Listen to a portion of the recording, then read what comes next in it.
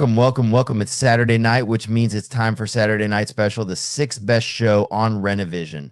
With comments such as, for the love of God, let your friend stay where he's at, SNS, and that channel is a rest area toilet bowl, and you don't need any more stinking up the best comic YouTube show going. And this is an absolute terrible watch. Such douche chills. How about we check in with David Jonsson and see if he thinks the boys are ready to start the show? I still think we're more prepared than SNS, even with the rush we did on the show. Well, shit, I hope you boys are ready to bring the mayhem, because an all-new episode of Saturday Night Special starts in 3, 2, 1.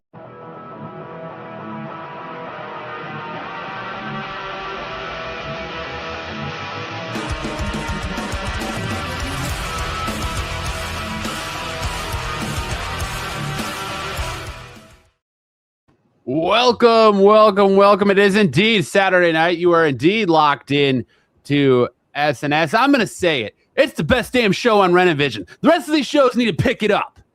All right? Pick it up.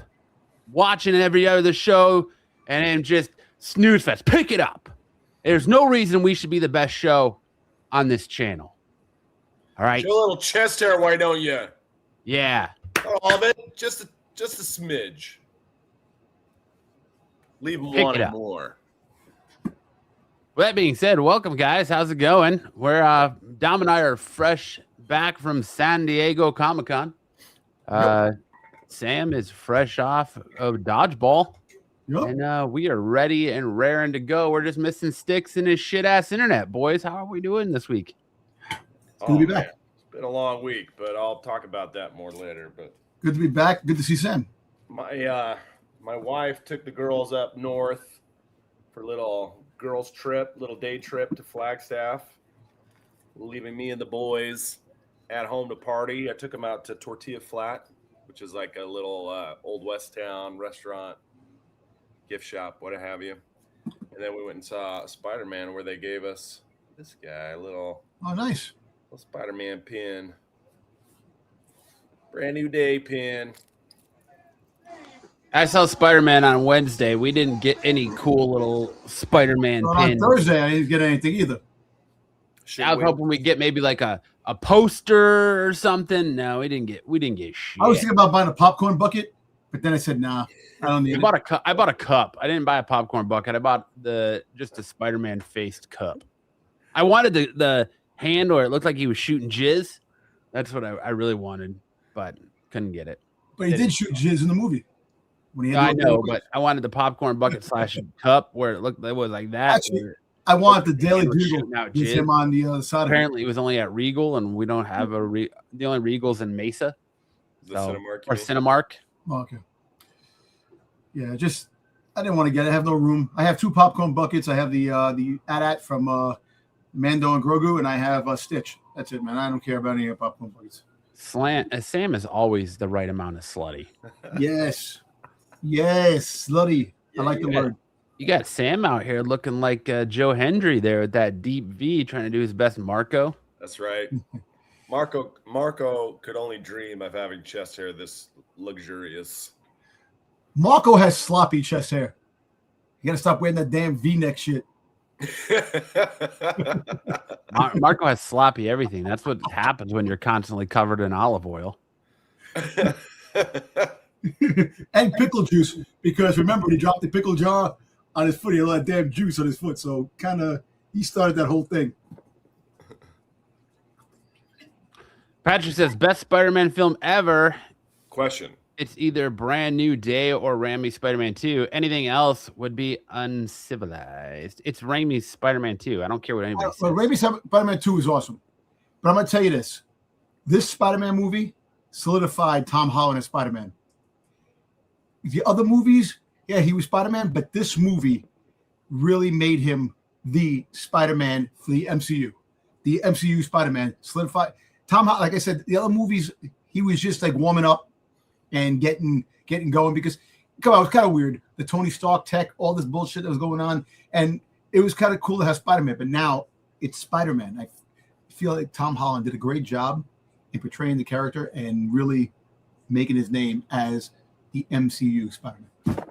So That's Well, we what I can talk about Spider-Man a little bit to open the show. I don't want to give out spoilers in case people haven't seen it, but what up, Chuck?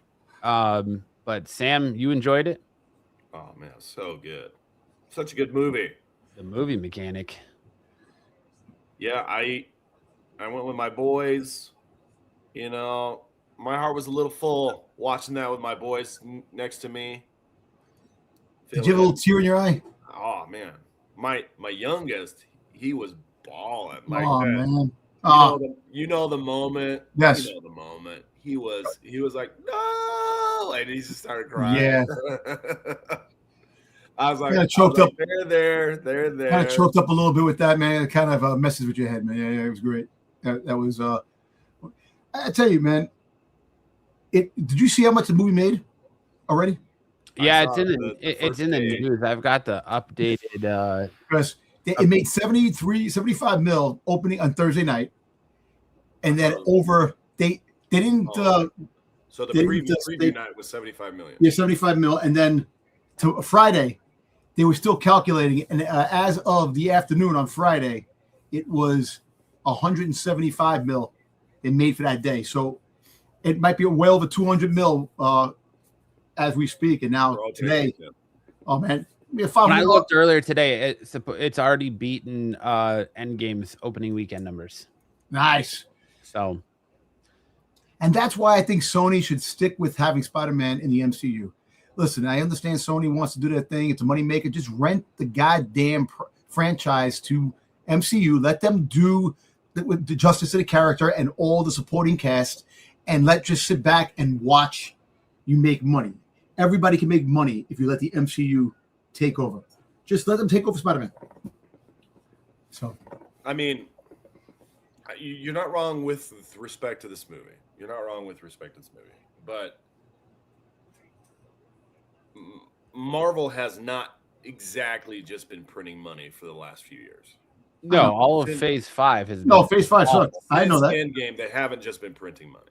Well, so, I would say since No Way Home, because No Way Home was a huge success. Well, it made over $1 million, over $1 billion, right? No Way Home. But the reason why the MCU has been the way it is after Endgame, the new characters they want to introduce are now resonating with the regular Marvel fans. They're trying to get the younger crowd in to have like Riri Williams and Kamala Khan, all those characters that can resonate with the younger crowd. It's not resonating with the older crowd that made the MCU what it is. And that's for everything, all the movies. When you start changing the characters that you love and the situation, the surroundings that you really cared for, that's when things start going downhill, because they're trying to cater to a younger crowd and a different audience. They have our vote, but now they want to change. They want everybody, because God forbid when we die, they need that new blood loving the stuff that we used to love. And that's why it's the way it is. And a lot of it's not resonating. But you know what? We need Shang-Chi to Attack of the busty K-pop star. Yes. We need that more than anything. Well, we should have K-pop Demon Hunter Part 2. I agree with Tyson. Dustin Daniel Creighton really understands Spider-Man and definitely took this movie to a higher level.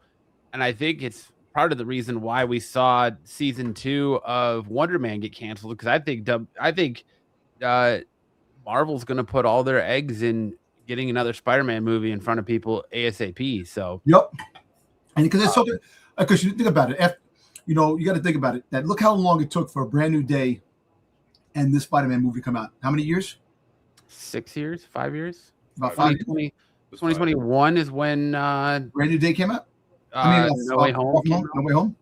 So I think Spider-Man. Look, we know that Spider-Man's going to be in Doomsday. We know that Tobey Maguire is going to be in Doomsday. We know that Secret Wars is going to have all the Spider-Man in it again. But you are definitely right. I think they should start directing another Spider-Man movie ASAP. And as soon as Secret Wars is over, have it drop, because Spider-Man is the most important character in all of comic books, in all of our superhero comics. Batman, Superman, yeah, you have those characters in that, but I believe that Spider-Man is the most popular and the most recognizable and the most and it's the most powerful superhero to the point where fans love that character. And not to like milk it dry, but Sony has the opportunity to do the multiverse, different Spider-Man, and different shows and different things to make money off that. But leave Tom Holland Spider-Man here in the MCU, his whole cast, like his rogue gallery, all those characters in the 616 universe, have them all stay in the MCU and build upon that, because this movie's going to make over $1 billion. We all know that. It's going to be another $1 billion movie for Spider-Man. This movie made in 3 days, well, 4 days now, more than Supergirl made in its entire theatrical run. Jesus Christ. Let that sink in for a minute. Like, if you're James Gunn in DC, what do you do now? Well, you see Miles. Hey, Ed, you see Miles?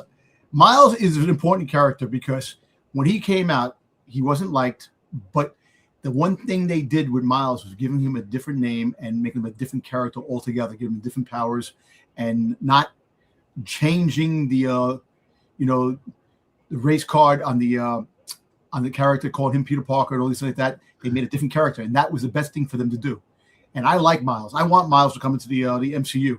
I think if they give the Miles the MCU, he will thrive more than a Sony movie. BK, they had how many chances to make a Batman Beyond? You make a Batman Beyond with Michael Keaton as old man Bruce Wayne, that's $1 billion movie, but they don't want to do it. They don't want to pull that trigger. Nope. They don't want to do it. They haven't touched it yet. So silence nothing. DC, Warner Brothers got their heads up their ass. They kind of hint at old man Bruce in the Flash, and it didn't. I mean, it needed to be. That was the best part of that movie. It was, but it needed to be Terry McGinnis. It needed to be Batman Beyond. You need to do that. If you make that, sure, it's $1 billion movie, and DC can right their ship, but they're not going to do that because James Gunn seems to have some kind of hard-on for Superman. Like, why is the first 3 movies of your new universe going to be centered and focused around Superman? We don't even have a Batman movie coming out because of Matt Reeves, the Batman. And what happens if Matt Reeves, the Batman, comes out and makes $1 billion? What are you going to do then? Well, yeah, that's true too. Hey, as look, the Cosmic was saying about the X-Men are coming. Yes, the X-Men are coming, but I have a feeling now. I actually think the next Spider-Man movie, they're going to capitalize more X-Men. I think through Spider-Man movies, they're going to make X-Men the younger characters, because Spider-Man is still young. He's 26 years old, and it resonates with the which they're not doing anything with the Authority either. They canceled that whole Authority thing. I don't want to spoil it, but there is so much in Spider-Man Brand New Day that's going to propel the future into the X-Men. The X-Men and the future of the MCU. You know, look, I don't know if you guys seen it. The Hulk. All right, Banner, freaking Mark Ruffalo. There's rumors out there that Mark Ruffalo is about to get fired from Disney, and that's why he's not doing any of the promotional stuff for a Brand New Day. That he's in it. He has a very important part in it. I know it may not be. I feel like his involvement in it is kind of throwaway. Like, yeah, like they just put the Hulk in it or not really doesn't do much to the plot of the movie. I know, but just showing that little of the Hulk, and just putting him out there, giving us a taste of what the Hulk should be. I hope that's going to be the Hulk from now on. But I hope that Mark Ruffalo isn't fired. Kind of like him as the Hulk, but if he is, they'll find somebody else to take over the spot. But I don't know. He ain't gonna be fired. What was weird was not seeing him, like his. I'd be down for that crossover. That'd be cool. What was weird was not seeing him at the end, kind of make it out okay. Yeah. Right. Mark Ruffalo is in the movie briefly. Then they have that real big action scene, and then he's kind of carted away, and then you don't see him at the end. Yeah, he's going to the psychiatric ward, so that means friggin' Damage Control is going to try to take him and keep him prisoner someplace, like they have the Abomination, and like they have a whole bunch of other characters. So we'll see. Damage Control is definitely going to become the agency that goes after the mutants. is going to become the mutant thing. That's what Damage Control is going to become. And they showed it in that because Damage Control has been just about every other project that they've been throwing out. So that's the future. The Damage Control is going to be the bad guys against the X-Men. So that should be fun. And you know what? Sadie Sink did a great job. She did a great job in that movie. She did a fantastic job. Yes. You know, and John Berthel, man, the Punisher, did a great job in that movie too. You know, we were all saying how he's going to perform like in a PG-13 movie. He's a violent character. I think he did fine. Yes, of course you have to neuter a little bit, but I think the Punisher moving forward is going to be just fine in the MCU, and it should be a fun ride with that down the road.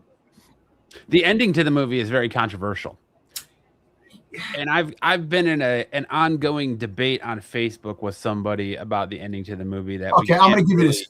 I don't want to give spoilers away, but the fact is that I know what you talk about the end of the movie, how things transpired at the end. You got to remember, Spider-Man: Brand New Day. Regarding which character? But wait, I'm just saying. I know what he's talking about, and the fact is that people are all talking about that. But remember, a certain character had certain abilities in Spider-Man: Brand New Day. That's all I have to say. No, I think you mean he had certain abilities in No Way Home. No Way Home. I mean, No Way Home. Sorry. Yes, and that's what I'm referring to. But yes, but think about it. If he has, I can't answer your question, Sam, without spoiling it. I know. We're talking about the very end of the movie, yep. The last scene of the movie, between character A and character B, and there's some interaction, and then a name is said, and then the camera cuts black. Yes. This one? That what you're talking about? Yes. Yeah. Okay. Yeah. So, because certain individuals have abilities, and they showed it, like I said, in Sarah says, "Spoil it. Everyone is grown." You're talking about the sling ring. Yes. That's why, and apparently that's how. You see, but hang on. I don't think that was it. I don't think that's what they were trying to say. Because recall, he learned that name from another character. Yes, he did. Because the name was mentioned, blotted out when somebody was leaving. So I understand that, and I even said that too. But then sitting back and saying, you know what, it could be something else, and I was thinking about it, and of course, after I think about some things, I show things on on the spoilers, but I believe that's the reason why. And you know what? If you want to put a spoiler up, Just put the spoiler thing up and just. All right. I'll do it like this. Everybody who's watching, if you've seen the movie, everybody in the chat, if you've seen the movie and you want to have an in-depth discussion and you want us to spoil it, throw ones up in the chat. If you don't want us to spoil it because you haven't seen it, put it 2. And that way, people watching on the replay, this is your spoiler warning. If we're going to talk about it, then you can tune off now. But I don't want to spoil it for people if they haven't seen it. Exactly. I think BK says no spoilers. If any person says no spoilers, we just don't do spoilers. Well, BK just said no spoilers. Yeah. Buffy says 2. Buffy hasn't seen it. You know what? Listen, let's just leave it the way it is. The hell with the spoilers. All right.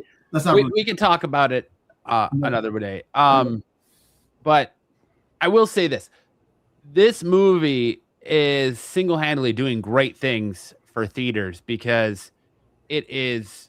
I've been watching, and like every showing has been sold out. Yep. And they're constantly adding more and more showings. Where I saw like Harkins near me has a showing going till 2 a.m.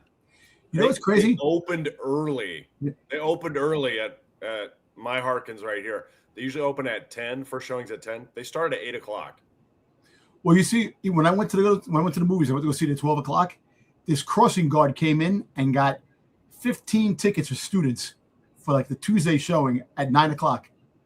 So people are definitely going to this movie. So this is what people need, man. We've been lusting for fucking some good content. And the Odyssey, of what I have known, Odyssey made some good money. Odyssey did a good job. So far the Odyssey and Spider-Man have been like the top money makers for the summertime so far. The Odyssey is probably got my label for the best movie I'll never see again. I like the Odyssey a lot. Didn't care for Tom Holland in the Odyssey. But Tom Holland's are 2 big movies, and John Berthold. It's not a movie that I would go search out again. Like if I was flipping through the TV and it was on, okay, maybe I'll watch it, but I'm not going to go out of my way to go see it again. Unlike some people I know who've gone 3 or 4 times, and my buddy Max. Max has gone to see it twice. He's gone to see it 3 times, and now he made it 3 times, Max. Yeah. What the heck, dude? And now he made a reservation to go see it again in IMAX 70 millimeter in like the middle of September. That's the thing that's fucked up. You know, the thing that's messed up is that Christopher Nolan took the IMAX studios where Spider-Man could be playing. He has them. If Spider-Man played in IMAX, how crazy would that be? Spider-Man has one-upped it, and it's playing in ScreenX. I don't have a ScreenX theater near me, but seeing people go to those ScreenX showings where it was shot with cameras for that, and it's like the whole that's thing. It's insanity. Okay. That's the wide, the extra wide. Yeah, like you get the sides and all that. Like they usually use, I guess, AI to extend that for movies, but this one was actually shot with cameras specifically for that format, and it looks amazing. Like I wish we had one near us, so I would go see Spider-Man in ScreenX in a heartbeat. But where do I have a ScreenX? I love that. I mean, I love. Can you pass me a ScreenX? Brand New Day. That was a stupid joke, Sam. Stupid dad joke. But yeah, I love Brand New Day. I think it's a great movie. I think I'm stoked for what it's doing for theaters, and I hope everyone else is enjoying it. And it made me it made me stoked for Doomsday. Now I will tell you, I was in the Marvel Hall H panel last Saturday, and they did show that scene of the fight between the Punisher and the Hulk and Spider-Man in Hall H. So that was kind of spoiled for me, but otherwise, the rest of the movie. Matt waited in line for a week to get in the Hall H. Oh my God, dude. I don't even. Fuck that. We're going to talk about that in a little bit because I have a section set aside for me and Dom to talk about San Diego and show pickups and talk about that debacle. Because there's a lot of shit that went down at San Diego with fake wristbands. Well, and that was two things. I mentioned it last night, but I'll mention it again. What happened?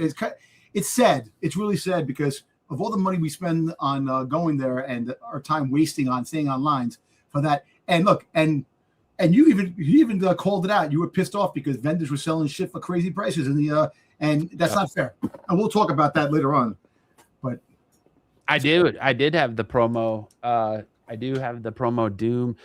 You got a mask and a cloak and then a poster as well. I have all that stuff. Tyson, I'm telling you, Gun Honey, those books friggin' sold out. I went to the thing. I was trying to get a Gun Honey, the exclusive that was there, and it sold out. Like a couple other books. Shit, Gun Honey just came up online today, and they had like a special edition, limited to like 300. It's just sold out in a heartbeat. There was no getting exclusives. No, it was crazy. Insanity, pure insanity. Insanity. I talked to some people to get some things, and you know what, Matt? I almost had the friggin' the K-pop Demon Hunter plushie for you. That would have been awesome. I was trying to get it. And what happened was I responded too late because I didn't know that the person responded back to me. And I was busy doing something. And when I called him back, he said, "Oh, dude, it was too late." Ed said still a lot of time aside for Dom. He talked for an hour last night. I told Dom not to talk about San Diego on the qualified last night, but I was trying to that was the only interesting thing that happened on the qualified last night, if you think about it. We'll talk about that in a little bit, but let's hand things over to Sam and to get this. I feel like we even already got the show started, but yeah, you got for us the story time this week, Sam. All right, so I went through the news. There were a lot of stories, but nothing was quite as exciting as the jury trial. My very first jury trial. For those of you who don't know, I'm an attorney, and that means that sometimes my clients have litigation or lawsuits that I represent them in. I had kind of a crazy one fall in my lap. So about 2 weeks ago, this attorney reached out and said, "Hey, I need somebody to help me with this case." The judge has ordered, which is unusual, the judge has ordered that I get a second chair, a second attorney on the case. And I said, okay, well, why is that? And he said, well, this case has been set for trial twice already, and it's on now in its third setting. On the first setting, I had a stroke and missed trial. On the second setting, I had diverticulitis and missed trial. And I was like, okay, bro, you're either lying to the court or the stress level is just out of control and you need to settle down. I'm okay. Yeah, I could probably help you with this. I was like, what do you need me to do? And he's like, I really just need you to sit there because I've got it all worked out with the client. I'll handle it. You're just going to basically be a potted plant. I was like, okay. Okay, I can handle that. I mean, just let me know. And then we schedule like a time to meet with the client, and then that was like Friday. That was Friday. And then the meeting was supposed to take place on Wednesday. On Monday, nothing happens. On Tuesday, I get a call from the client who's like, hey, can I meet you today instead of Wednesday? The attorney had another stroke. You're in charge now. I was like, what? Oh no. That's crazy. Okay, so now trial starts in less than a week, and I have heard nothing about this case yet. I don't know what evidence has been prepared. I don't know what's going on. So she comes in, tells me the whole story. She starts showing me, like, pushing documents across the table at me. And I was like, is this in the case? Can we use this? She's like, oh, yeah. My last attorney did all of that. He did all of that when we were ready for trial the first time. And so this has been in for months. It's just he's been sick. So I start going through everything. I'm like, okay, I can't really use all. She had prepared a bunch of stuff. She's like, I've got all the questions for you. And I was looking at it, I was like, I can't really use this. This is wrong. You can't do that. You got to do this. You can't do this. You got to do that. And I was like, okay, this is going to take some prep time. You know, it's going to be a cost, but I can handle this if I get started right now. So I'll get you my fee agreement, and I got to get started. She's like, okay, that sounds good. So start diving in. And let me tell you that this is the weirdest case strategy I've ever seen. We finally get to trial on Monday, and opposing counsel starts. Now, the story is we have the plaintiff, who's a guy, and the defendant, who I represent, is a girl. And they've known each other since high school, and they're now 38. Okay, so that's been over 20 years they've known each other. And he has always been in love with her, but she friend-zoned him. Oh, damn. For the last 22 years. Damn. Oh, damn. And so this whole case is about him trying to get out of the friend zone and failing, and then taking his ball and going home. That's what the whole case is about. So he's basically, his case is, you know, I'm an incel. I lied a lot, but it was all for the love of this girl. Oh, jeez. And she took advantage of me, and I spent a lot of money, and I want my stuff back. It sounds like somebody I know. It sounds familiar. And I was like, did he file this lawsuit just to spend time with you? Just to force you to be in the same room with him at trial? Yeah. Did he file this just so he could see your face? And my client's like, I don't know. That seems a little crazy. I was like, it's what he's saying. It's what he's saying on the stand. That's funny. It was crazy. So he's like, my wife was at every day because I've never done a jury trial before. She's like, I'd love to see you work. This is the big one. I want to be there. And so the first day they did everything. I didn't really even get to talk, but like 10 minutes for an opening argument. And my opening argument was, you're going to hear them tell a story. I'm just going to ask that you withhold judgment until you hear both sides. Follow the court's instructions and just wait till you hear both sides of this story. And then they go off, right? And they tell their story, and it's just my wife's like, was their whole job to make him look pathetic? Because if that's what they were trying to do, they succeeded. He looked very pathetic. He looked like an incel. He looked like a pothead. He looked like a liar. He looked like a phony. He looked like he lied to the feds. And it was just like all this stuff. And I was like, I don't know if that's what they were trying to do, but that's certainly what they did. So then I get up and I'm like, okay, hang on. Let me just get this straight. You think that you're dumb, right? You're trying to get the jury to think that you're dumb, but you're a licensed investment advisor. You've passed a Series 7, a Series 63. You've got a physics degree from ASU.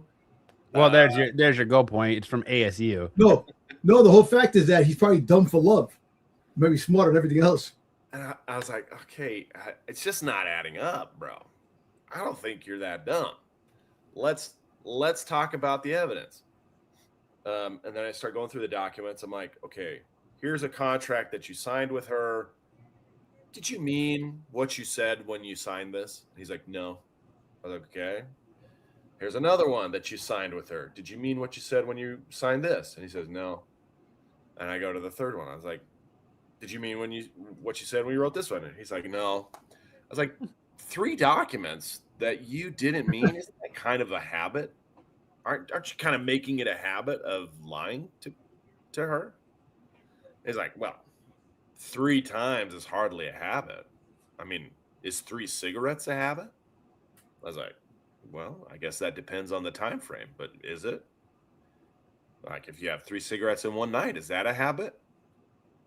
And then he goes, well, I think it's debatable. I was like, okay. And then I pull up 5 more documents. Did you mean what you said when you signed this one? He's like, no. How about this one? No. How about this one? No. How about this one? No. How about this one? I was like, okay, by my count, we're like 7 or 8 documents. Is it a habit yet? He's like, I only count 7. I only say 7. I was like, okay, all right. But 7, is it a habit? And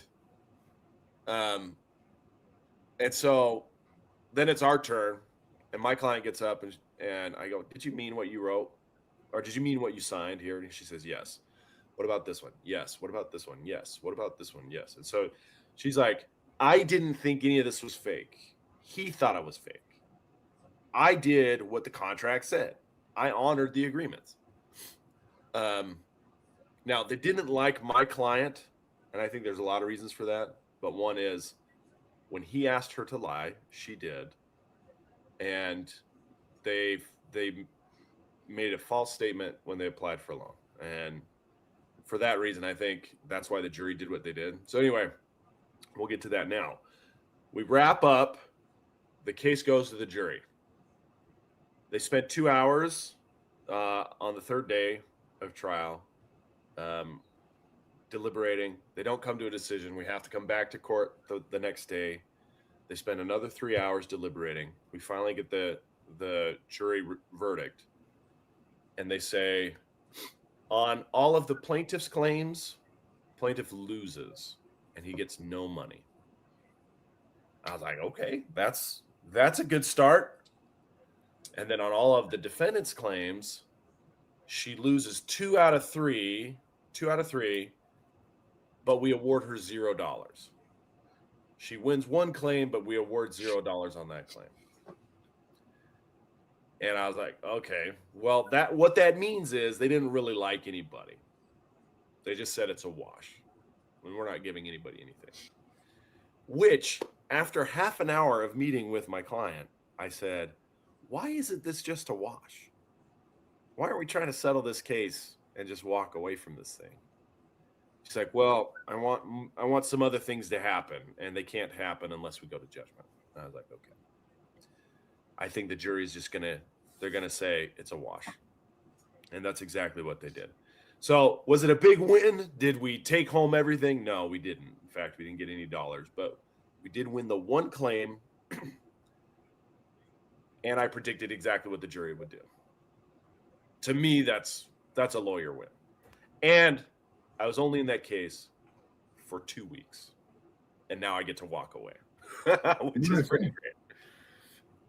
So if you're in Arizona, you need a lawyer, I'm your guy. And the moral to the story, undefeated. and the moral to the story is friend zone sucks. If you're gonna be an incel, don't freaking lie on your contracts, man. Exactly. That's not a good way. So how their relationship soured. What they were doing was they were investing money together, like they were a couple, like they were a married couple.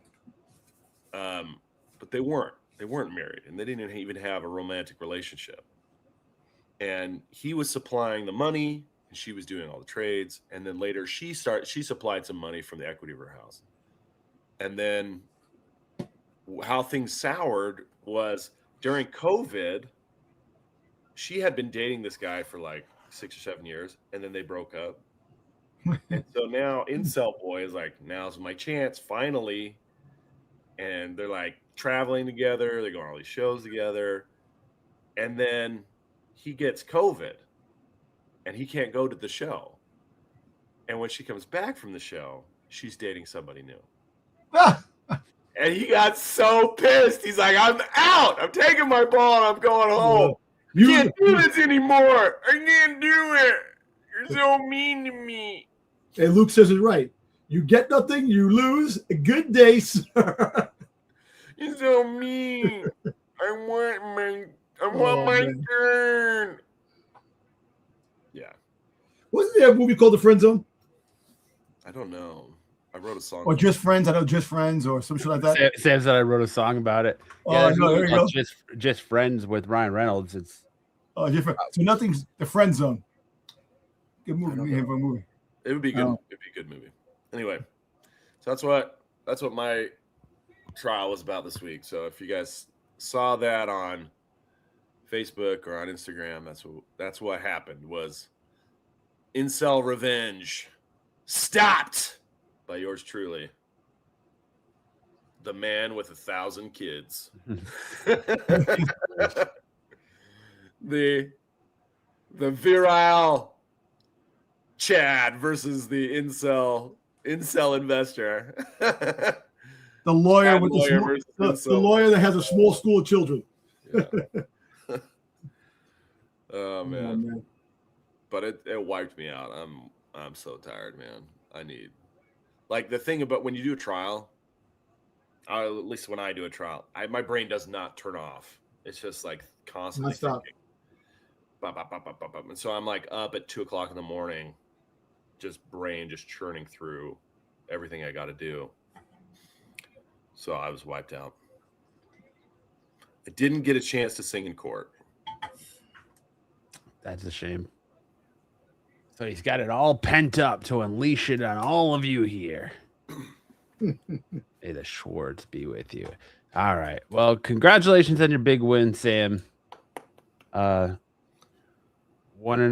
undefeated in the courts against an ASU grad. I don't know. I'm also an ASU grad. But, yeah, ASU grad on ASU grad violence over here.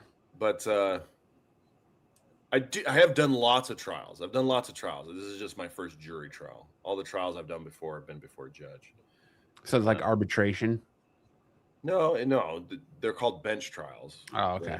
When a judge is doing it. And I prefer those. Remember, I was only in this case for 2 weeks, and they had set up a jury trial more than a year ago.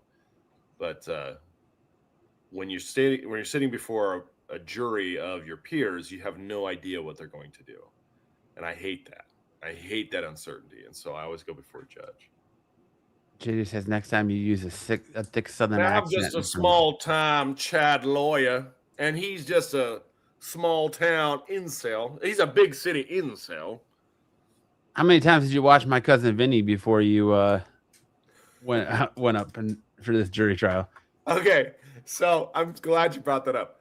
I was the 6th lawyer on my client's case. Huh. I was the 6th lawyer, and I was like, my cousin Vinny, where he goes, 6th time was the charm for me. I was like, yeah, that's right. 6th time was the charm for me. Yeah. Great. What's my record for bench trials? It's not undefeated. I represented clients who I didn't personally like, and they're not really well liked in the court system here either. So I will say no more about that. But it's not. I'm not batting 1,000 with bench trials. Can't win them all. Can't win them all. All right. Well, what do you say we get into some news, shall we? Let's do it.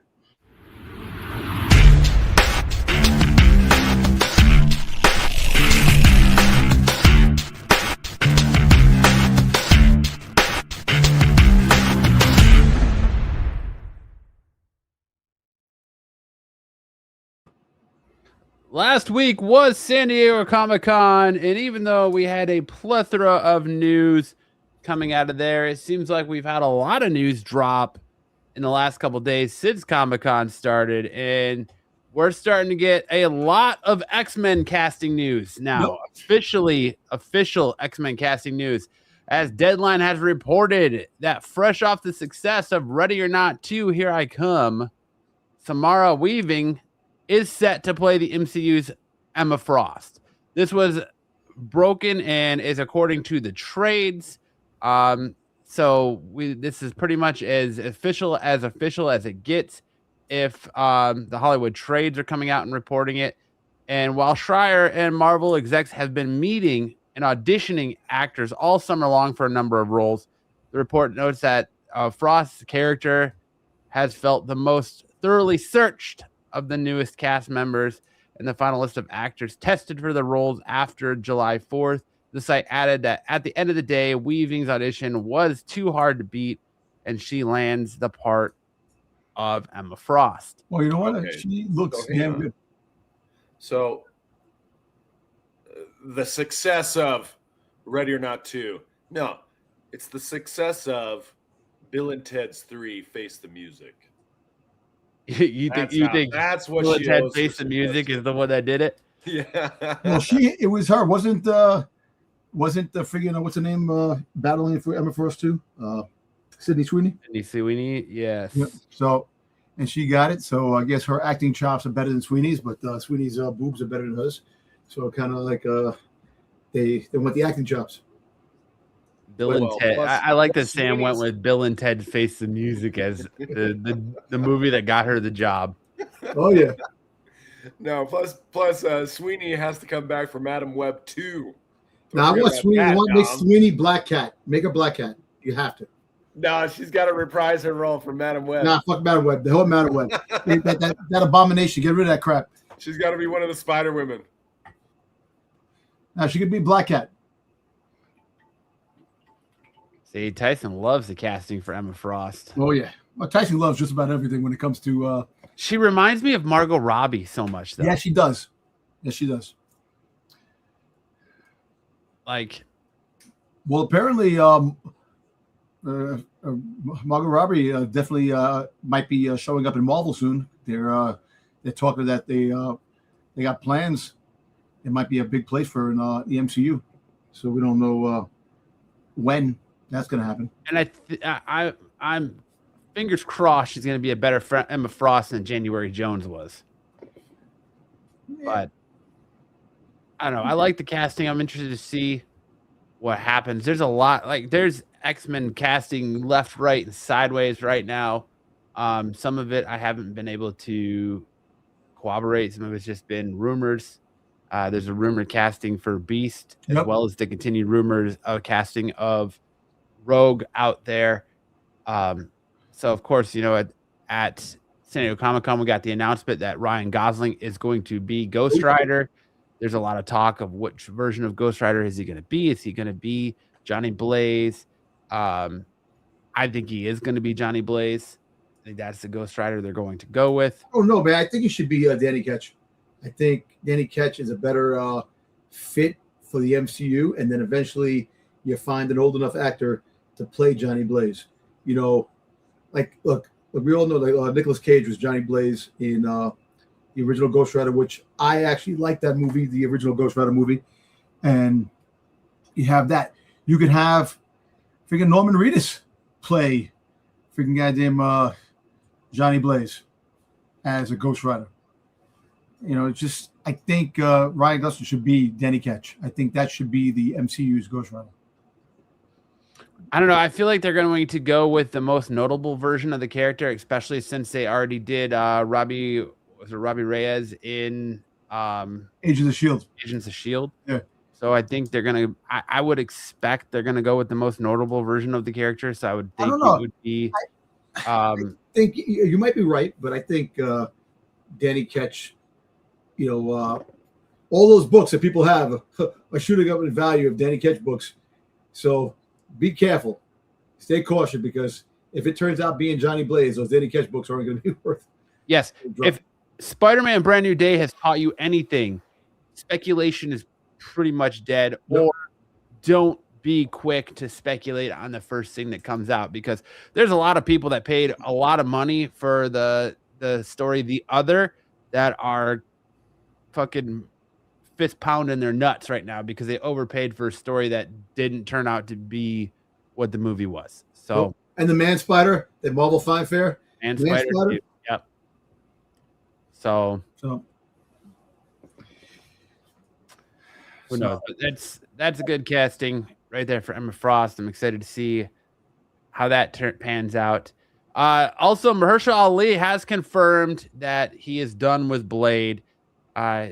He said, the best way I can answer the question is when I look at what it is for me, it was either this or that, and I'll take this. No offense to them. I've been doing this professionally for pushing 30 years now, and one thing I've learned is that what it is for you, and what it is not, and for whatever reason, the project is not for me. If they wanted to do it, they would have done it, so I have to move on, and I've moved on. Your mother feels very much in alignment with the type of work I wanted to be known for. Ali continued, I don't really want to be known for remakes. I'd love to do original work, and for that resonates with people and impact them in a unique way. So he got pushed out by Snipes, man. He got sniped by Wesley Snipes. Pretty much. I guess when Wesley Snipes said there's only ever been one Blade, there's only going to be one Blade, he wasn't telling lies, because Mahershala is out, and it's interesting that Kevin Feige made the claim that he admits that he dropped the ball, and it feels like kicking nuts when it comes to Blade. And now they announced Ghost Rider, but it is setting the stage for a Midnight Suns movie, and that's already been rumored. And then they just go ahead, and Mahershala Ali's like, nah, man, I'm out. That was funny. Wesley Snipes even played Wesley Snipes in friggin' What They Do in the Shadows as the vampire when he was had the bad internet. That was funny. That one episode. Snipes is gonna be back. So there's new rumors circulating saying that Jensen Ackles is being eyed to play Magneto. I did see that today too. That Jensen Ackles is in talk to play Magneto. Yep. That's very interesting as well. I can't remember the name of the kid from Riverdale. That's who they're saying is going to play Beast. Oh, the kid, the one that played Jughead? No, it's he played Archie. Nope. He was the Asian kid in Riverdale.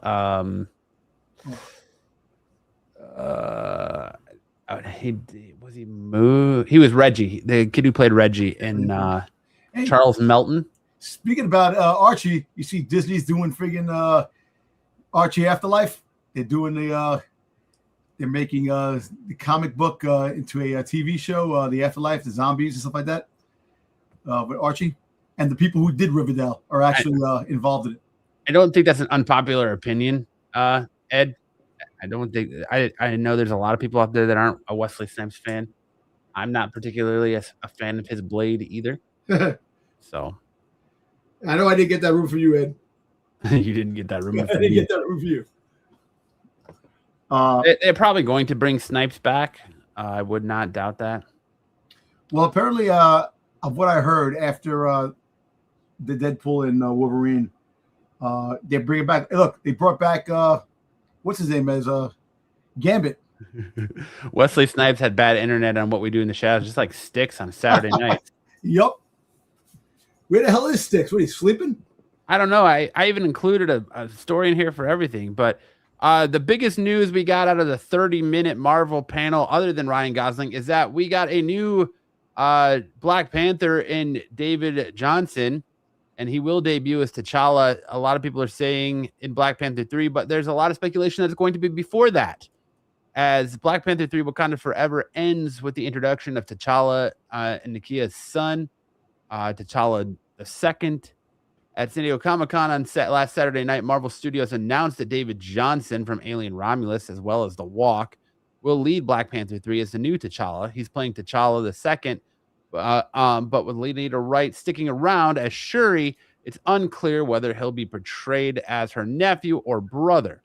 As, after all, remember, Black Panther 3 is going to take place after Secret Wars, and Secret Wars is supposedly rumored to reset or soft reset or reboot the MCU. So we could be looking at being told that he's going to be T'Challa's son. And when all actuality, when that movie comes out, he's going to be T'Challa himself.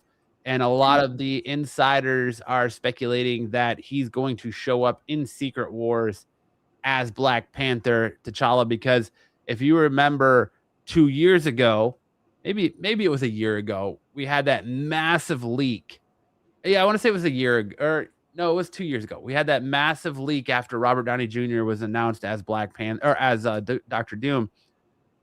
We had that massive leak of images in stills from art boards from Secret Wars and Doomsday released, and there was artist renderings of a new Black Panther in there.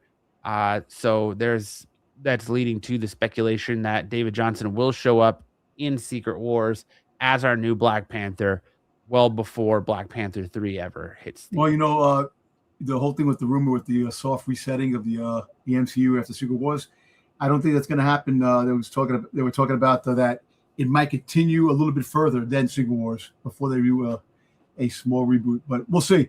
And as of Moon Knight in Daredevil, yes, and Black Widow, that's the rumor going on in season 3 of Daredevil Born Again. That's going to happen. So it should be an interesting and the Punisher is supposed to be back in it. So it should That's be fun. just feeding you all kinds of rumors this week, huh? Yeah, no, man. Hey, I'm not just a one-trick pony when it comes to freaking Star Wars and other shit, man. I know I follow the trends. I mean, I read comics like I should, but I follow trends. But yeah, you know what? I'm for this, and I still think I know that. Buffy says I'm down with RDJ being Black Panther. I've seen Tropic Thunder. Yeah, exactly. But I wish they would have did Black Panther. I know after Chadwick Boseman passed away, I wish they would have continued, because Black Panther really did a great job. When the movie came out. Yes, I know the actor playing Black Panther made the difference on making him Black Panther, but them silencing the character kind of hurt the Black Panther franchise after his passing. There was a bunch of good actors out there that could have portrayed Black Panther, but I understand you want to pay tribute to Chadman, but I know, did anybody care? Black Panther 2 was okay. It wasn't as good as Black Panther 1. Wakanda Forever sucked. It did. It did. The best part was Namor being in it. That was the best part. Yeah, he even sucked. I know, but Namor. My name is Namor. No more love. See no more. But I think this is cool. They should have, and you have all the multiverses, man. The multiverse is a big thing where you have a lot of characters that are different characters portraying the same characters in other universes. So you guys thought that was the worst part of that movie? What?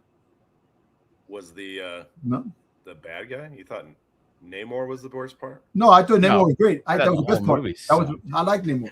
I thought Namor was pretty cool. I thought the whole like Power Rangers thing at the end was the dumbest part. Yeah, but The Watcher says, I've heard that they're going to do a soft reset after Secret Wars and a full reboot after Mutant Saga. So RDJ, Hugh, and Wesley sticking around and then getting replaced after the full reboot makes sense. well, you're freaking Hughes. So guess Apocalypse will cause a full reboot. You're freaking he just turned around and said that this is his final run as Wolverine. So he's been saying He that. didn't say that. He said the opposite of that. He said he's going to play Wolverine. no, he said no. He goes, I just read something that is saying that after Secret Wars is probably his final run at Wolverine. So Well, the dude's fucking getting up there in age. he's 60 years old. They're going to have to recast Wolverine at some point. So after Secret Wars would make sense. Yeah. But I don't know if they're going to full reboot. I do know that Robert Downey Jr. is supposedly going to be playing Doom for many years. He signed a multi-picture deal beyond Doomsday and Secret Wars. So, Well, I heard that he is playing Robert Downey Jr. Iron Man in. There's going to be an Iron Man scene soon. He's going to be playing Iron Man. in Secret Wars, he's going to be playing dual roles, apparently. So we'll see what happens with that. Did you see the thing I sent you? The thing I sent you with Deadpool with Robert Downey Jr.? Yeah. Yeah. It's AI slop to I know. nth degree, but they're also re-releasing in September Endgame back in theaters with bonus footage that's going to lead into 7 minutes. Bonus footage. Doomsday. Yep. And I think that bonus footage, personally, just thinking about it, is either going to reveal that Doctor Doom is that Tony Stark is a variant of Doctor Doom, that He Who Remains changed to make it so that he is adopted by Howard Stark, or it's going to involve the snap somehow. Like, is this version of, I don't know how, is this version of Tony Stark that we know that we supposedly died somehow becomes Doctor Doom? I think it's far-fetched, but I have kind of thought about that. But I think I wouldn't be surprised if it turned out to be like He Who Remains has something to do with it, and that the 616 version of Victor Von Doom is actually Tony Stark. But We'll see. We'll see how that all plays out. But yeah, I like the casting of the new Black Panther. I like that the kid came out on stage and he was very humble, and he was excited to join the cast and thanked everybody and said he just wants to let his performance on screen do the talking. I thought that was a great way to approach this. So we'll see. He knows that he's going to have huge shoes to fill, and all eyes are going to be on him because of Chadwick Boseman. So I'm excited to see what happens with that. Or maybe give some fun rumors like Patrick Stewart is going to play Jubilee. Hey, I said it what, 2 weeks ago? That freaking Adam Driver's playing freaking Storm in X-Men. They casted him as Storm because we still don't know who he's going to be. Mr. Sinister, he was going to be playing Magneto. Now he's playing freaking Stryker. Not gonna play anybody. All he does is tell Marvel no. He's 32, Watcher. He's 32. So but he did have the Hunt for Ben Solo, the whole story written. He wanted and they said, I think Adam Driver is going to be Mr. Sinister. I hope. There's a character I'm really interested in coming to the screen. But moving on there.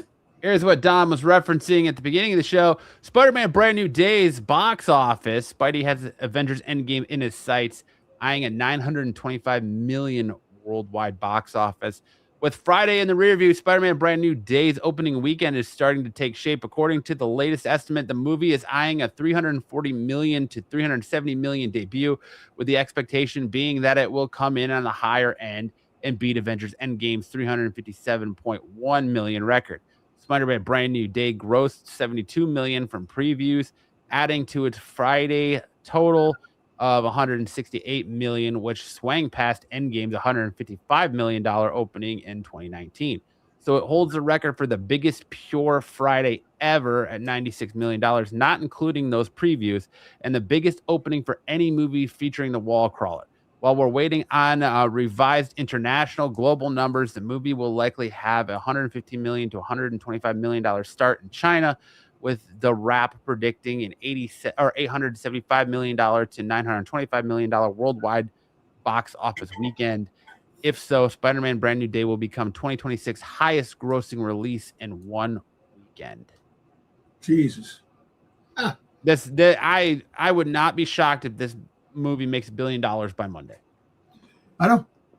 Worldwide box office. $1 billion. And that's why Sony has to look at Marvel and say, you know what?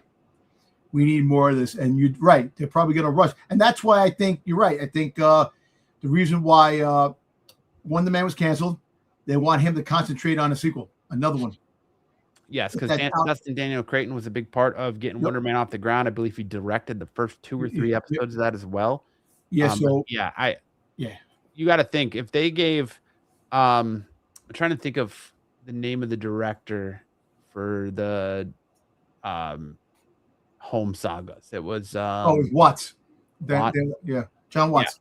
So if he got the first trilogy, you got to think that Dustin Daniel Creighton's going to get the next 3. Because think about this. Because John Watts got the first trilogy and it did good, but it seems that the last 2 friggin' Spider-Man movies are really picking up steam, and now with this one really propelling to astronomical numbers and friggin' record-breaking box office, you can rest assured they're probably like, listen, the heck with the TV side. Here's the money. Do the next 2. Start writing it now. We want it out before it might come out before Secret Wars. Think about it. They might try to propel it to come out before Secret Wars. No, there's no way it's coming out for Secret Wars because Marvel already hit their release schedule. So this is in 2026. Then you got Doomsday in 2026. Then you got Secret Wars in 2027. Secret Wars is the only movie coming out in 2027. You don't think they have a sequel? No, because they have Ghost Rider 2028. Okay. They haven't announced when X-Men's coming out yet, and then they have Black Panther 3 2028. So that's the only movie coming out next year right now is Secret Wars. Yeah. So it should be interesting. But next year is going to be a big year too. Next year is going to definitely have a lot of different things between Star Wars and I still love that fucking Weed Richards. Yeah. Buffy guy says, can't wait to see Zendaya as Venom. I hope that they move on from his current friend group. I actually think after the events of this movie, I actually think Spidey moves on. That's why I think Black Cat should come into the scene and become a new love interest. Hey, look.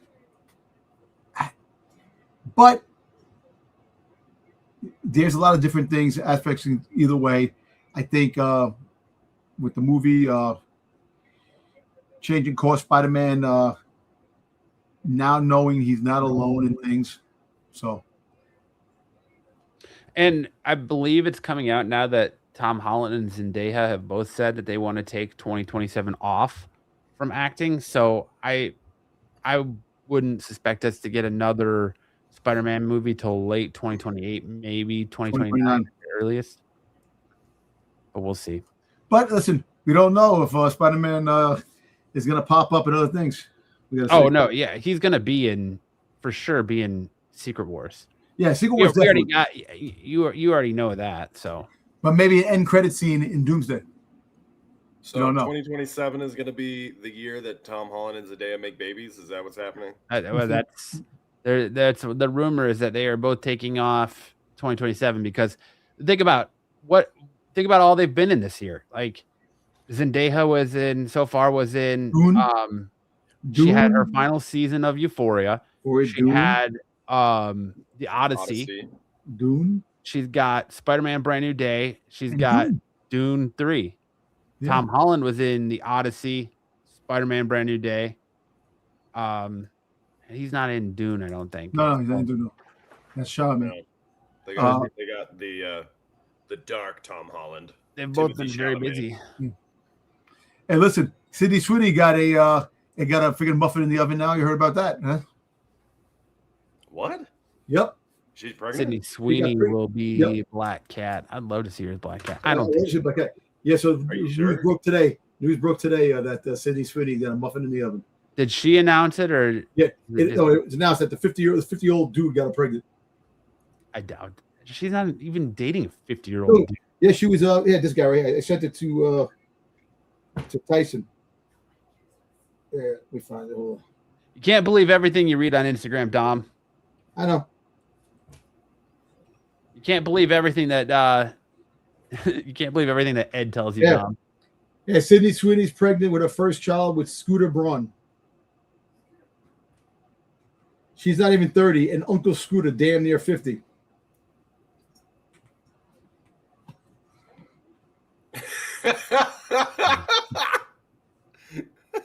What? Sorry. Nikki's chiming in. She said Dom sounds jealous. A quick search says Sydney Sweeney is not pregnant. Rumors online are false.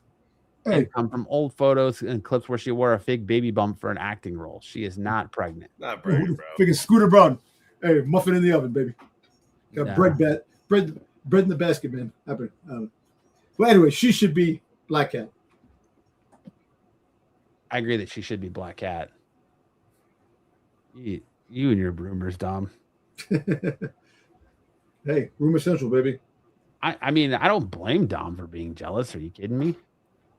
And Scooter Braun's only 45. He was an old fuck, too. He's like, you're older than him. I know, but I'm better looking than he is. Come on, man. I don't know.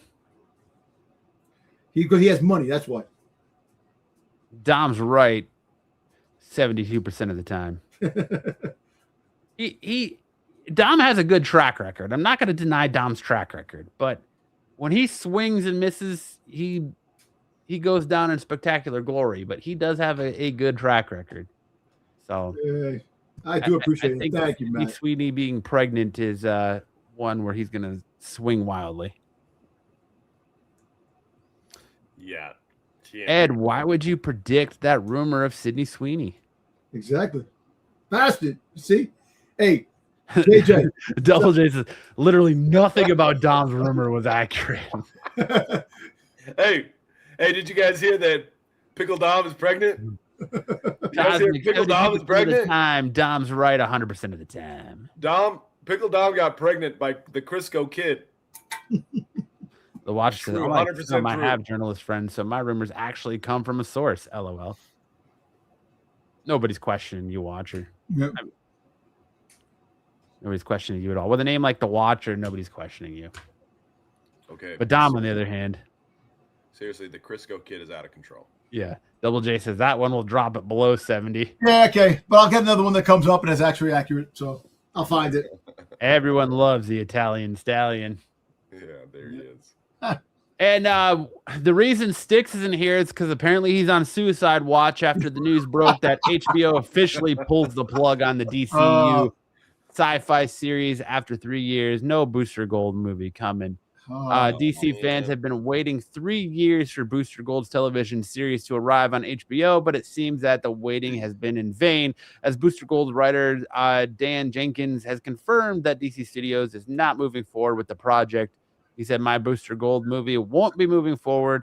He posted on Threads, can't improve on Mahershala's lovely statement, so I'll just apply it here as well. Jenkins is referring to the comments from Mahershala Ali regarding Blade. So, yeah, unfortunately, no Booster Gold movie moving forward. So Styx is somewhere in a cold shower, whimpering like someone just kicked his butt. Let me ask you a question. What do you think will happen? Will we get Booster Gold on TV before we get another Boba Fett appearance? Sydney got pregnant because of Vinny the Rod. Yes. Sydney Sweeney. Another fun fact that Dom didn't drop out there is rumor is that Sydney Sweeney is a minority investor in Dom's ass probiotics. She definitely wants to help that digestive health. Yes. Sticks, come on, Sticks, man. Sticks still It'll has be okay. the Smallville episode with Booster Gold to watch on repeat. True. Come on, Sticks. Everything's gonna be okay. Ed said I can start another rumor on how and who got her pregnant. Oh, man. So should we all be wearing black armbands for Sticks? Yeah. Yes. Come sail away. Come sail away. Watch says breaking news: Pickle Rick is pregnant with his first gherkin. Sticks is in a bar right now, drinking away his sorrows for the cancellation of Booster Gold. Yeah. Yo, Sticks should direct his own Booster Gold movie. Hey, I updated my profile. Finally. You did? Yeah, look at my comment here. Oh yeah, you put the Chuck picture in there. Nice. Nice. Finally. Say a prayer. So yes, say a prayer for Sticks. If you follow him on Instagrams, send him your well wishes in his time of mourning, as Booster Gold will not be moving forward. He's probably sleeping like he did. And more news last week that we broke that this actress was supposedly being looked at for Rogue. Well, the new MCU's Mystique is going to be Obsession star. What the fuck's her name? Yes, Indy Navarrete. She has confirmed that she did have a talk with director Jake Schreier about a future Marvel project. And when she was asked and pressed by the person doing the interview of who it was about, the name she kept dropping was Mystique. So it sounds like she is in talks to play Mystique in the X-Men reboot. So we're going to get Rebecca Romaine, and then we're going to get hopefully Indy Navidi as Navarrete in as Mystique instead of Rogue. So well, she was also no.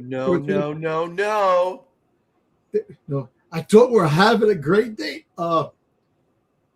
She was also in talks about Black Cat too. I think they had her about trying to find Black Cat. You think everybody's in talks to do Black Cat? Black Cat, man, dude, come on. What girl wouldn't want to be Black Cat? Black leather, cleavage showing, fucking hot white fucking hair, a cat burglar, fucking found them in Spider-Man's webs. Come on, man. Man, it just seems like you're just running everybody's Instagram through Black Cat filters. I want Black Cat, right? Damn it. You want every girl. I want it. X-Men are going young. JJ, they've already said the new X-Men are going young. So yep, they're going to be in their mid to late 20s and probably early to mid 30s as like Professor X and Magneto and shit like that. So. But that's it for news. Now we'll hand it over to Sam to teach us some stuff about anime. Sam looks like he's ready to go, doing his best Joe Hendry impression as he dances there. So, Sam, let's get into some big news in anime.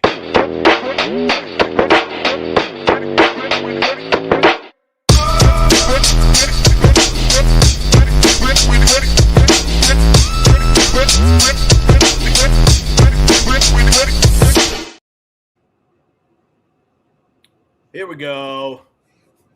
Big news. Kohei Horikoshi is back at it. He didn't wait long before he got started on another project. The My Hero Academia author will be launching a new one-shot manga titled Wada Wanaide yo Shijima-san. Don't laugh at me, Shijima-san or Shijima. If you say so. In the August 10th issue of Shonen Jump. One-shots are usually used as like a pilot or like a concept. And they often do get developed into a long series, depending on how they're received. So this could be something. Now, the idea here is it's like a horror romance rather than like a superhero. So it's kind of a darker turn from the My Hero Academia. Although My Hero Academia got pretty dark towards the end. I mean, the last story arc was pretty dark, or the last 2 story arcs were pretty dark. But it's going to be in the vein of horror and supernatural ghost hunting. All right, and you can find that in Shonen Jump August 10th. How many times you said put it there? I was like, maybe I will for Halloween. No. All right. We also got some more news about the Gen Con debut of the Naruto card game that's coming out. The game will launch in 2027, but they're going to do a soft launch at Gen Con from Thursday through Sunday in Indianapolis. That's what Dom does on his pants when he looks at Sydney Sweeney soft launches. A little soft launch. If you want to click on, we don't need sound for this, but if you want to click on the poster there, they also have kind of a brief overview. It's like a 2.5-minute video about the card game itself and how it's played. The idea where you have like chakra cards that help you build up different styles of chakra, and then you can use those to unleash moves from different characters and attacks and defenses and what have you. But the thing that's going to be really collectible is, of course, the artwork for each of the characters, like the One Piece card game or Pokemon. Well, probably less Pokemon, more like One Piece, where they'll have character cards and then more exotic or rare character cards that you can use. But yeah, these are going to be all the rage in 2027. So we're gonna have people going crazy and knocking people out to get these cards. That's right. You can have Marco fighting little kids in Walmart with these cards. Probably. Anyway, so if you want to check out the Naruto, if you're a big fan of Naruto, made a brief appearance in the Spider-Man movie. Yes, he did, because he's doing the live action. Because he's doing a live action movie of that Naruto.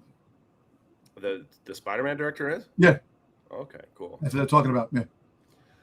And then is that a confirmed or is that an Ed Fed rumor? They actually talked about it. I think you're right. I think that is true. Okay, let's go to the next one. Star Wars: The Ninth Jedi. So one of the Visions episodes from the anthology series is going to be developed into an 8-episode series starting August 5th on Disney Plus. And this was one of the cool ones. It wasn't necessarily my favorite, but it was up there. It was up there. No, the first season of Visions. That's right. I really liked it. This when they had the second season, when they came out. I mean, the third season of Visions, when they had the next episode of this, I wasn't too. I liked it, but I didn't like it as the first. Because the first one was cool. Dom can't even get his seasons of Visions. Right, 3 seasons of Visions. What? Yeah. Me personally, I like the Ronin. That's my favorite part of the Vision. That was my favorite one too. But you can check this out starting. Gosh, what is that? Monday? Yeah. No, Tuesday. Sorry. No, wait, Wednesday. I think Wednesday, because today's the first. Maybe it's Thursday. Fuck, why not Friday? Let's Next just week. keep throwing out days of the Next week. week sometime. Next week. There you go. August 5th. All right, and then August 5th is next Wednesday. Thank you. All right, then next little bit of news. Infinity Castle is finally on streaming. It took over a year, but it's finally on streaming. I didn't hit the mute in time. Bless you. Crunchyroll has Infinity Castle on streaming. I think it will be available on Amazon to rent or to buy. And it's a 2.5 hour, 40-minute movie. It's so good. If you didn't see it in theaters, now you can watch it on streaming. It is very, very good. The animation is very high quality. The story is very high quality. and it's only the first of 3 parts of the finale Infinity Castle battle. I anticipate that we'll get more announcements about Infinity Castle Part 2 later this year, but it will likely not come out until either the end of 2027 or early 2028. I'm sorry, Sam. Watcher, they are coming out with a Ronin series. That's one of the next things. They'll probably mention it in D23 or Star Wars Celebration next year. It stars a pregnant Sydney Sweeney. Yeah. And quit sending Dom Instagram messages feeding him bullshit, all right? All right, and then I want to do a manga spotlight. One Punch Man this week, especially good. We have the long-awaited meeting and start of a fight between Garo, Hero Hunter Garo, and Suiryu, martial arts champion.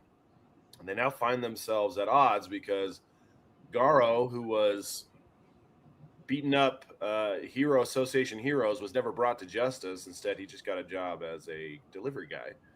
And now Suiryu has taken up the mantle of hero, but not with the Hero Association. He's now with the Neo Heroes. And so to make his mark, he's decided he's going to pick a fight with Garo and see how he matches up, because they're both world martial arts champions in the One Punch Man world. So check out One Punch Man in the Shonen Jump app and Manga Plus. If that's your flavor, you can do that too. But this one will be coming out later in August. All right, then Fidel's still kicking around. He had posted some stories. I didn't get screen grabs of them before they expired, but he's still kicking around. He's showing off tattoos that he's acquiring, more than just the One Piece style Hulk tattoo. My new favorite tattoo, the One Piece Hulk Hogan. And then I got some highlights for Dodgeball. Nice. If you'll do the picture highlight, this one I hope you guys all check out, because this is the Spider-Man brand new day highlight reel. This guy Gage, he's representing the United States at the World Championships this year. Oh, damn. And the dude can move. So I throw at him, and he was standing up, and he just lays all the way back. He sees that guy coming, and he's laying on the ground, and he just jumps up in the air. I'm absolutely certain Tom Holland's stunt double did the same move in Spider-Man Brand New Day. Anyway, then we'll go to the other one. The other one is Punisher themed. Highlight. There you go. This one is the Punisher themed. It's a one-man army versus everybody else. 1 versus 5. So you just saw him take out Gage, the big gun. Down. This guy's like, I'll take him out. Cell phone. Who's crew cut there? That's Mitch. Mitch. Oh, he went to Italy with you, right? Went to high school together, but he also went to Italy. And that's Mitch's son, the kind of the crazy guy who did the jump over the line. But yeah, we had a lot of people. It's been a big crowd lately. I think we get international exposure, man. Going to Italy, come on, man. Yeah, it's been a good it's been good lately. Since we went to Italy for the second time, everyone's like, okay, maybe this is legit. And they started showing up. So anyway. And that's it for Dodgeball. We had Spider-Man and Punisher themed Dodgeball clips tonight for everybody. And I also would encourage you to go see Spider-Man Brand New Day. I'm not getting paid for that, but I thought it was really good. It was very good. Hey, you know what's funny? Friggin' Buffy put in there, he goes, maybe you should get Giggles to wear black leather and put a white wig on. And I showed my wife. So my wife looked at me, she goes, no. No. No, but. And then she said, remember what happened last time we did that, Dom? All right. Thank you for Dodgeball news. Is that all the Dodgeball news you had there, Sam? That's it. Thank you. All right. Now we're going to move on to where Dom and I are going to talk a little bit about San Diego Comic-Con, as it was filled with a lot of controversy from fake wristbands at the Funko booth on preview night. Oh, yeah. From scumbags taking all the high-end Funkos and not letting anybody else get any. Dude, Dom having epic meltdowns to everyone that would listen to him. To this guy fucking knows everybody. If you go out in public with Dom, everybody knows who you are. Dom knows everybody. You know, it's just funny how a lot of YouTubers that I know, I'm watching, and I see him in the crowd. I'm like, oh shit! And the next thing you know, become buddies. But no, it was cool, and you know, it's still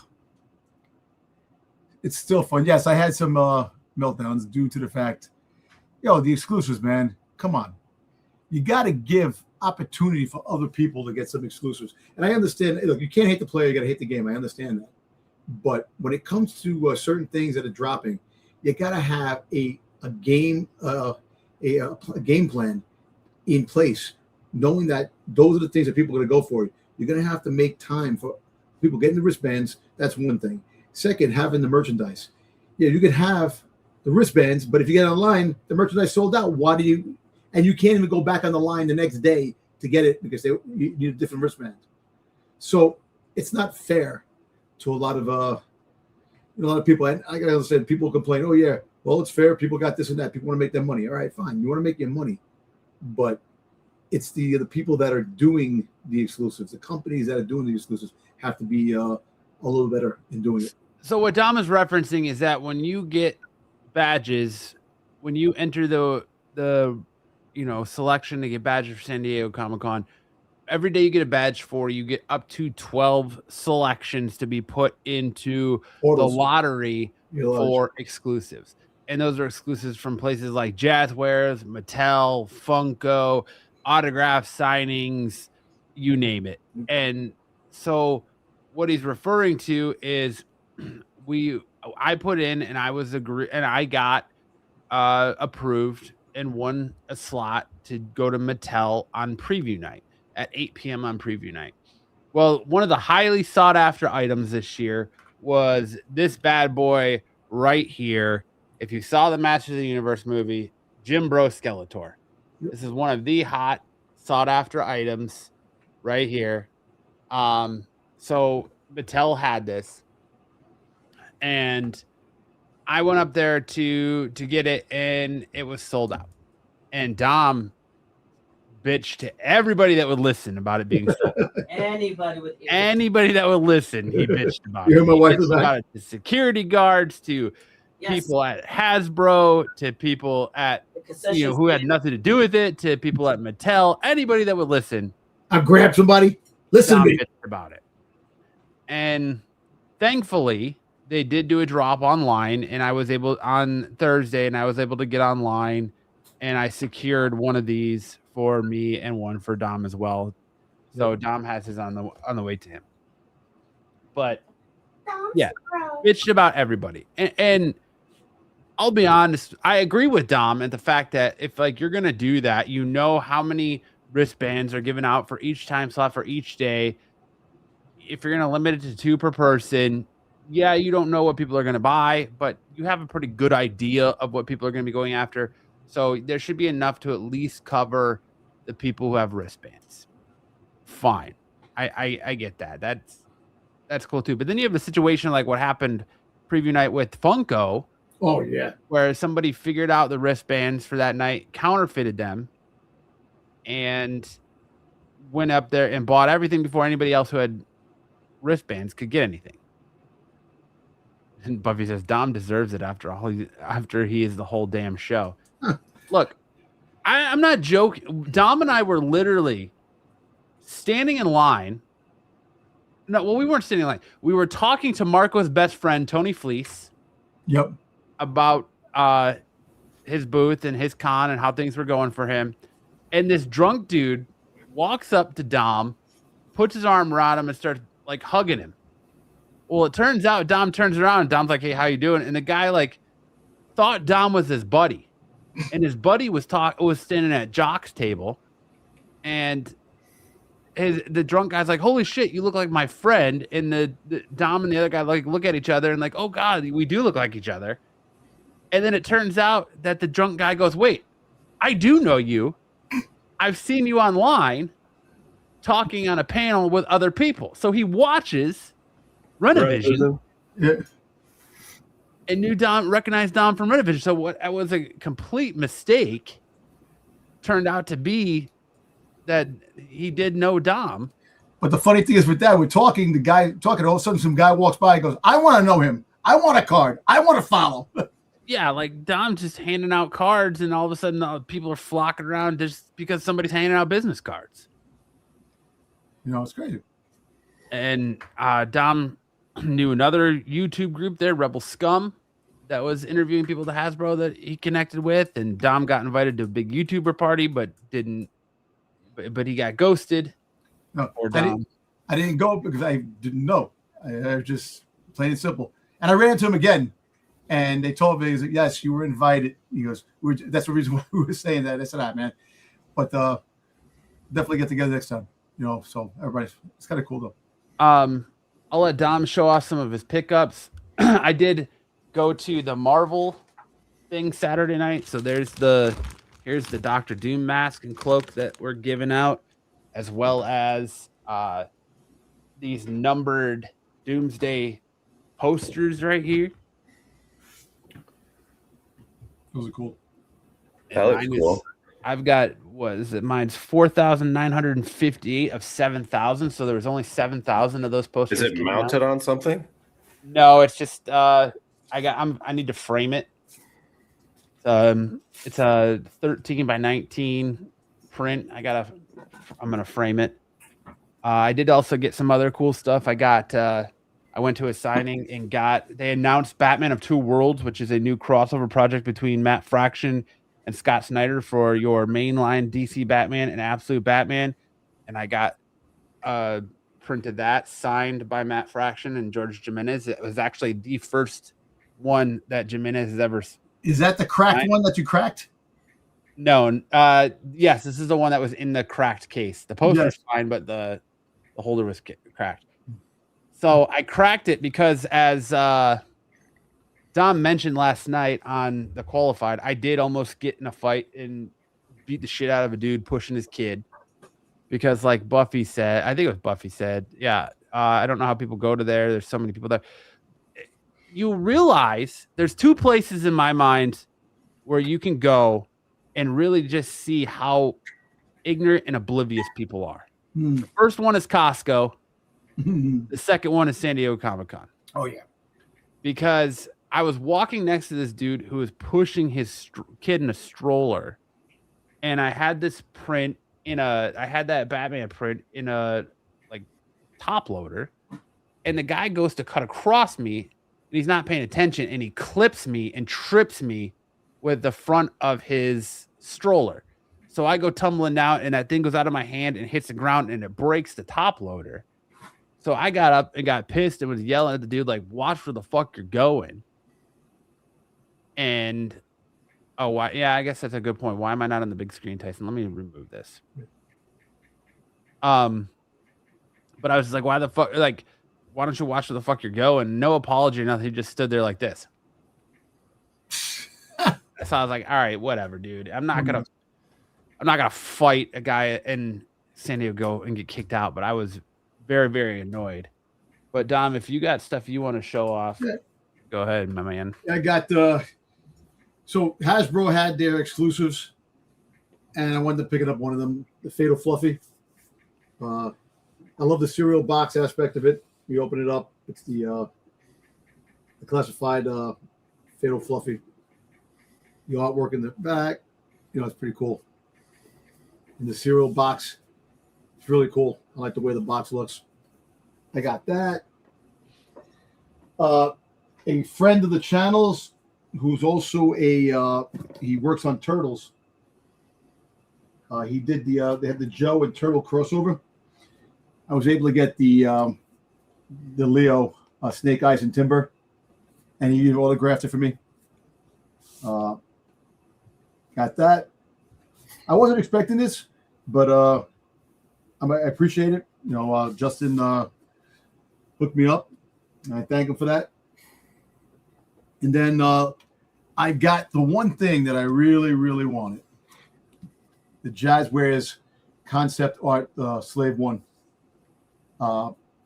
Every day they were sold out with this when I tried getting it.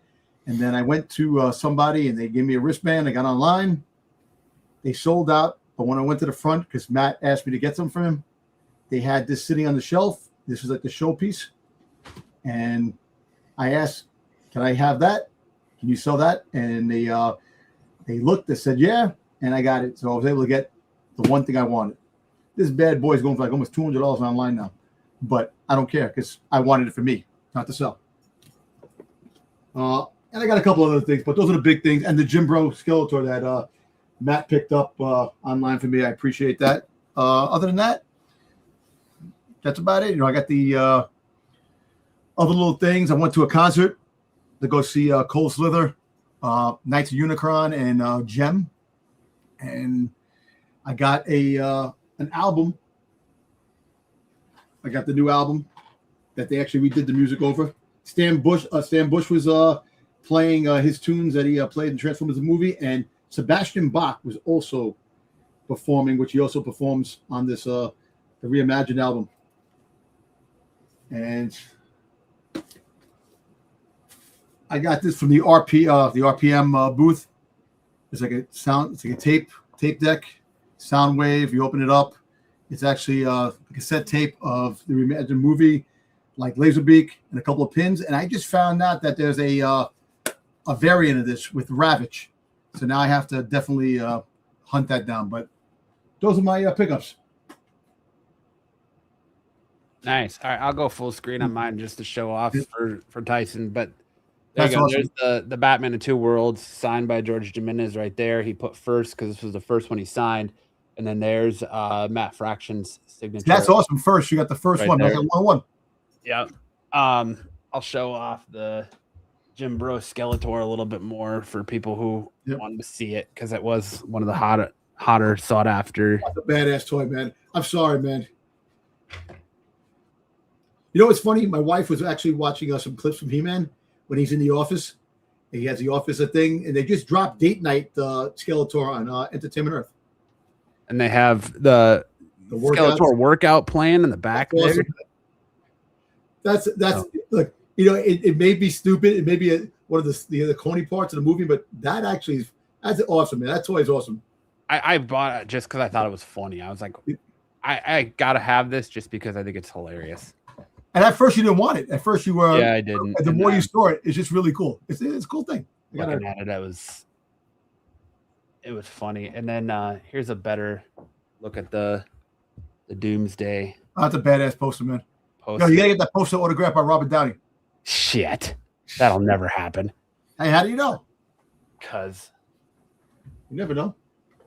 But there's that. I did do a interview from my channel with Patrick Hovarth, the writer and artist behind Beneath the Trees Where Nobody Sees, and its sequel, Rite of Spring. And now he's going to be doing Archie in Hell, so you can check that out on my channel. But he did gift me a hardcover version of Rite of Spring, and he did sign it as well.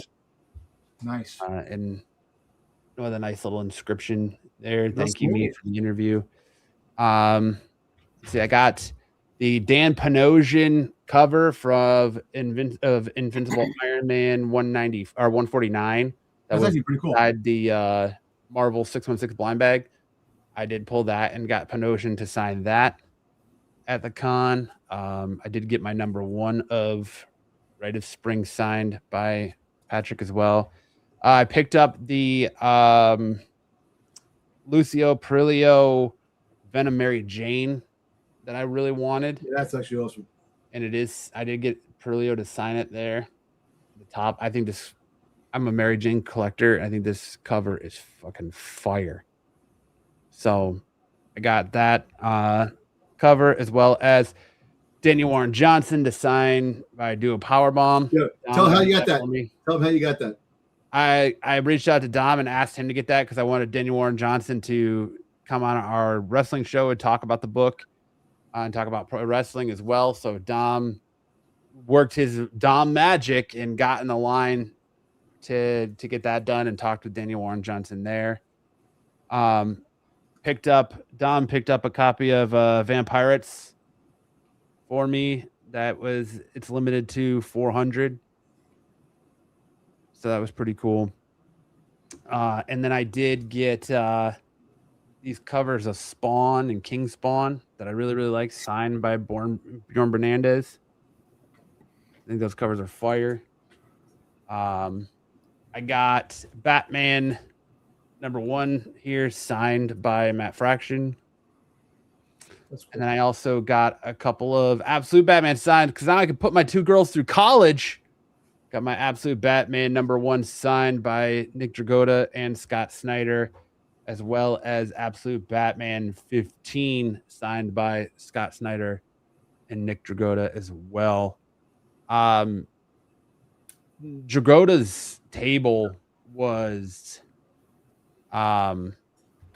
jam-packed with people all weekend long. And I love this community, and I tried to be a voice for this community as much as possible. But, dude, watching some of these fucking nerds at Dragotta's table is absolutely ridiculous. I watched a woman walk up to security handling Dragotta's table and just start crying because they capped the line. Crying because she getting, oh my God, this means so much. This saved my life. And I appreciate that, but like, dude, he's an artist on one of the hottest books right now, and you want someone to give you sympathy because you're crying to let you in the line. Well, listen, Matt, to play devil advocate, that's what I did at the con too. How do you think I got something to sit down? I know you did. You know, so I know you did. You know, but you didn't. You whined. You didn't cry. Yeah. This woman was like real tears. But look, San Diego Comic-Con has a real fucking problem. And it's not where to put Hall H, because the Marvel debacle with Hall H was crazy that people were giving out fake wristbands for that. I sat in that line for 2 hours. I got a part of a group, and we all took shifts. And so for 2 hours on Friday, I had to sit in line to cover the shift. And then like basically my group was there for 48 hours. People camped out. I had to spend all day inside Hall H on Saturday. So I lost a whole day of my con just to go to the Marvel panel. Fucking worth it. But they've got to stop letting these vendors line up before the con even opens. The con opens at 9 a.m. You're there in line. It's 9:05 by the time you hit the show floor, and all the lines are capped. All the exclusives are capped. Yeah, and that's crazy. That's the craziest thing when you really think about it. The vendors, and then Matt reached out. He was like, Dom, you see the prices of some of these toys? They would get the toy that you wait online for, or the comic you get online for $30, $20, $500, $800. The vendors have it there at that convention. It's like, are you kidding me? At least do it at another con. You're gonna do it at the con that people are freaking busting their hole to get out of that damn line to try to get something, and you sell out right away, and then you want to rub it in people's faces how much these things are. Like Jazzwares had my 2 girls are massive K-pop Demon Hunter fans. They had a Derpy Cat, if you've seen the movie, a Derpy Cat plush that was $50. I was trying they to get also had a Meowth Team Rocket blimp plush that was $50. And I got in the Friday night, or no, was it Friday night? No, it was Thursday night, or was it preview night? One of the nights. Dom got it had to have been Thursday. Dom got a wristband to get in line for Jazzwares. He wanted that Boba Fett thing, and they said it was sold out. It was Friday. It was Friday, Matt. Friday, okay. So they had one on the shelf still, and Dom ended up talking his way into getting the one they had on the shelf. So they only had one per customer. They were sold out of the Derpy Cat. So my oldest daughter, Logan, is a fan of this Miraculous Ladybug show that's on Netflix. So they had a plushie of that. So Dom got her that, but it was only one per customer because I wanted one for each girl because my 2-year-old is very much in the phase where she wants whatever her big sister has. And so to stave a fight, I was going to buy 2 of them. Well, they could only do one per customer. Cool. So Dom got me that. And I went back and got in line for Jazzwares the next day. And right before I got up there, the woman in front of me bought the last K-pop Demon Hunter Derpy Cat. So it was sold out. So I couldn't get one. So I walked around the floor and I found her booth 2 hours later, and she already had that fucking thing up for sale for triple the price. So it's crazy that Comic-Con doesn't police that, and they should at least make it to where, like, all right, you can't sell this year's exclusives at this con. Like, you can buy them, but you can and do whatever you want with them, sell them online for whatever you want, but you can't sell them at this con for more than they're going for secondary prices. But they were, and it pissed me off knowing that she was right in front of me and did this just to resell it, and I had to fuck off and figure out something else for my kid. And they did that with the Funko Pops too. A lot of the Funko Pops, the Absolute Batman, Wonder Woman, and Superman, selling for triple. So it's a debacle, and security was a debacle. I'm gonna make a video. I gotta collect my thoughts, and I'm gonna make a whole video recapping my time at San Diego. But like the security, I used to praise San Diego Comic-Con for having the best security and having their shit together. And this year it was just a clusterfuck. They were rude. They were not forthcoming with things, didn't know how things should operate. It just was not, it was a clusterfuck of an experience. So, but all in all, it was good to see Dom. It was good to hang out with Dom. It was good to see other people around the con really embrace it. Get to meet some creators, get to have a good conversation with people, and it's usually all around a fun time. But just the actual like con experience this year was kind of a fucking debacle. But Cerez says, I can see Sam's inner monologue listening to Matt and Dom saying nerds, LOL. Nerd alert. Nerds. But we had a good time. You know, it was a good time. Yes. For what it was good. You know, cosplay. I got to see cosplay. You know, you don't see a whole lot of that in New York, do you? Well, we basically cosplay there, but the cosplay is really good at San Diego. When the Saturday, the busiest time of the con, outside, people are wearing all these different costumes, and everybody's definitely having a good time and sweating their asses off because you know it's hot in those damn costumes. You know, but on Saturday, they had like all the Star Wars people come out, and they all come out and they all form a big photo at Comic-Con. And you know what's funny? The thing is that I was actually walking in Hasbro, and this guy turns around and goes, Dom Tober, it's great to meet you in person finally. And find out he is the head of the Boba Fett fan club, which has been running for 30 years. And I finally got to meet him. Guy's name is Aaron, and really cool guy. So if you go to the Boba Fett fan club, everything to do with Boba Fett, every item that comes to Boba Fett, comic book, everything.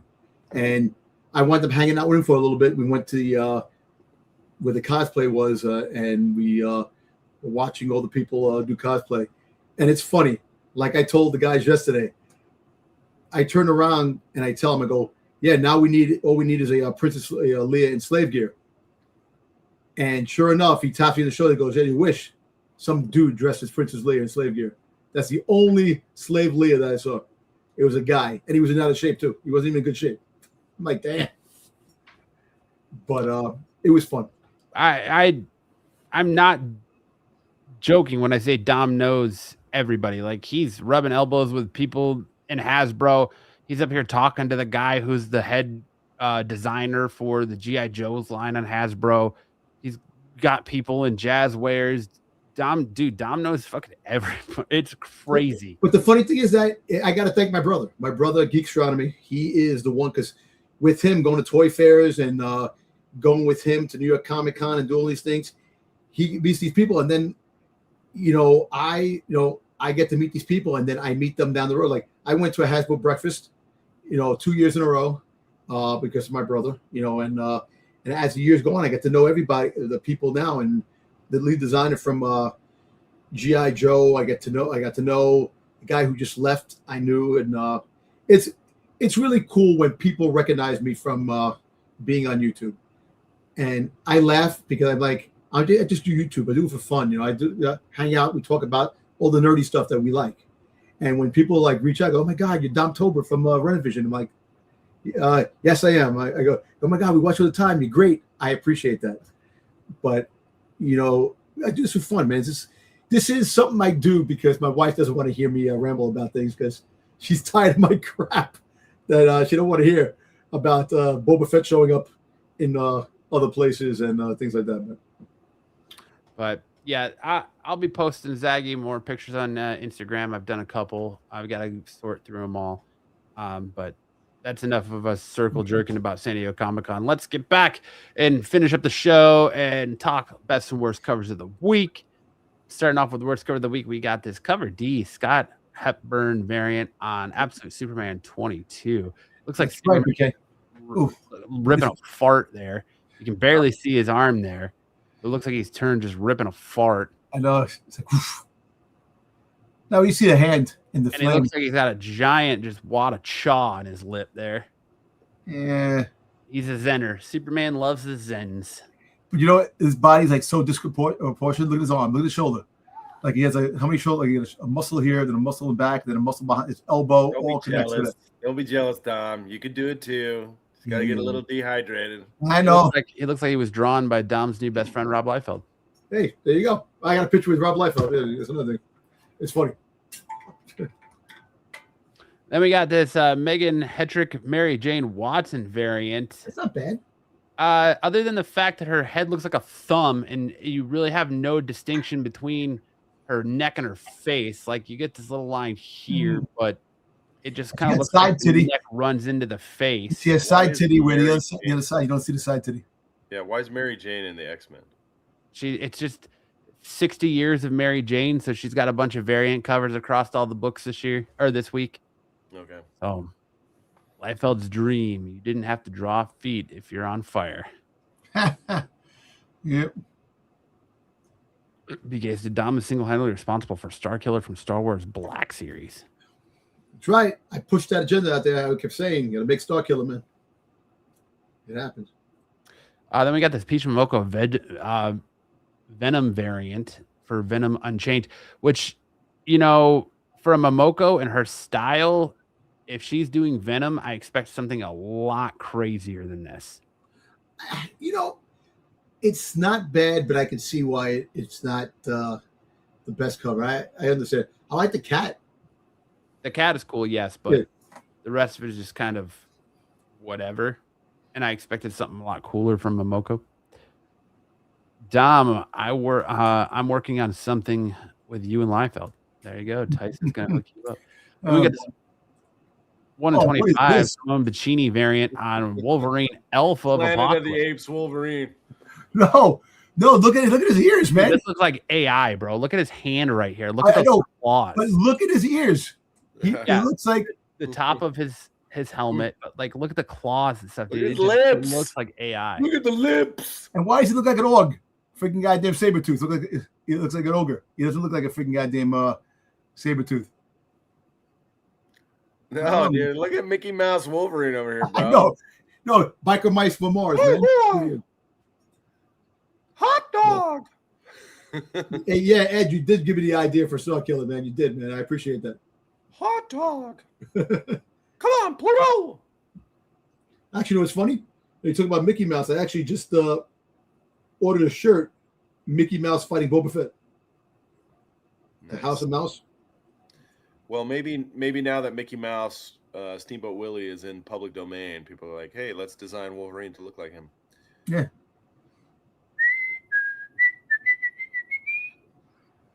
Hey, I like those black and white cartoons, man, back in the day.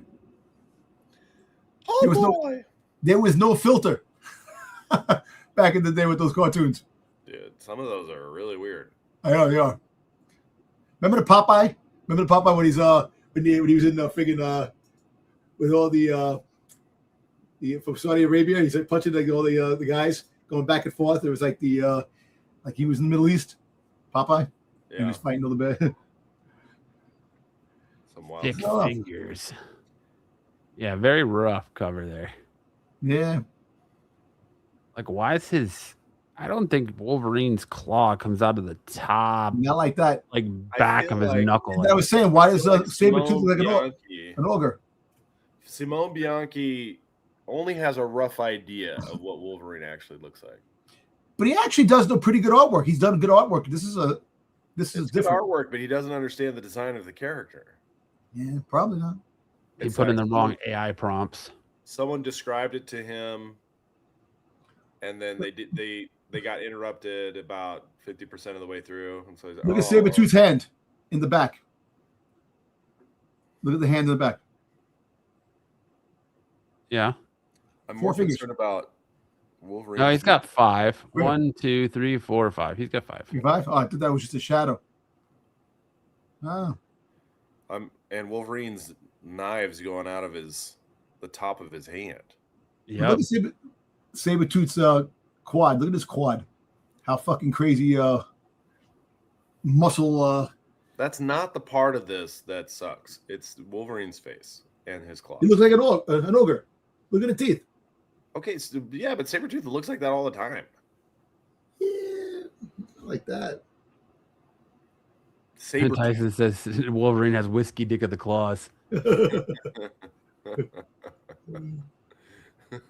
we're getting to our best covers. We got this Beware the Batman cover. This cover C George Millennia variant on Batman 12 from Matt Fraction. Batman's head looks small. Yeah, his face looks really small. Back in some heat there, though. Yeah. My wife asked me that today. She was looking at a picture of Absolute Batman. She goes, "Why is his body so big and his head so tiny?" Because she was looking at a image for the new McFarlane Toys statue for Absolute Batman. Yeah. No, that's true. You got this cover D Kamong Iman variant for Absolute Green Lantern 17. That's a cool cover. It's a very cool color. Both. Then you got this Libre Mayho Amazing Vision variant for the Amazing Spider-Man 34. How fitting that you have. We saw this in the movie with Tombstone holding Peter Parker off the side of a building. Yeah, but that pissed me off. I thought he was the main villain of the whole freaking thing. You got duped. I know we got duped big time. Beat you with the okie doke. That's a cool cover though. She's like perfect for tummy puddles. Then Then you got this Alexandra I like that. Lozano 80 Storm variant here on Uncanny X-Men 33. I like that. I like that a lot. Yeah, it's a very good, strong Storm. Yep. Punk Storm variant. I like it. Like the boombox, the graffiti on the side, the way I like this 80 vibe. Definitely, man. I love anything that's 80s vibe. That's my shit, man. And then you got this Chris Enka variant on Fantastic 415. I love the way that she interpreted Sue Storm here, where the kind of negative space-ish, where she's kind of phasing, half phased out and half in. Really well done. Then you got this cover B Alex Ekman Lawn variant on the Dead Man number 3. Oh, that's cool. Love the detail on that cover. And then you got this I can't even pronounce that. Scan Saswani. Szechuan? So sure. Szechuan? Close enough. Schwizwan. Close enough. Venom Unchanged, part of the Queen in Black. That's cool. The Queen in Black had the blind bags, right? Yes. Oh, jeez. Talk to me about those blind bags. And then you got this cover B, Terry Clarkey variant on Supergirl Survive #3. That's pretty cool. And then this cover B, Lucio Perillo variant on Adventures of Superman Book of L11. Well, that's cool. Hey, did you hear that we're going to be getting a what if type of scenario? Superman's getting bond with the symbiote? I did read that today, yes. Yep. And then we got this X-Men of Apocalypse Nightcrawler variant. Did you hear that? Did you hear that Nightcrawler is pregnant by Scooter Braun? I did hear that. I did hear that. Scooter Braun is pregnant. Got to figure muffin in the oven. And then you got what I think is the cover of the week, this Lee Bermejo cover B, Masters of the Universe #1. Oh, and you heard that's awesome. Their Rebellion is coming out. Kevin Smith is going to be doing the final Masters of the Universe on Netflix. I did hear that. You're getting it? Watch that video on my channel because it was in his Hall H panel. Yep. That's so cool. But yeah, that is a sick Masters of the Universe cover. All we're missing is Hordak on the cover, man. Hordak, I would have bought this cover in a heartbeat. Hordak was it. Sam was just waiting to make that joke, Tyson says. I wanted to make it on the comic cover before, but I missed it. But that's it for the best and worst covers of the week. Now we're going to go to our first appearances this week. We only have 2 of them. And Bishop #2, we got the first appearance of Stone, a member of the Final Brotherhood. That's him down here. Like the mustache. He got the Sinestro mustache. And then we got X-Men Outback #2. You got the first appearance of God Shredder. Wow, God Shredder. Wow. Nice. That could be a Teenage Mutant Ninja Turtles character. You know, right? Exactly. Right. That's it for our first appearance this week. Now it's time for everyone's new favorite segment.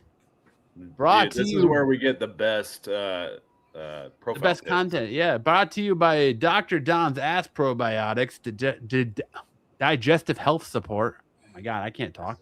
Health support. We get What the Flick. Thank you to Tyson, as always, for his contributions for What the Flick. So kicking us off here. Sticks.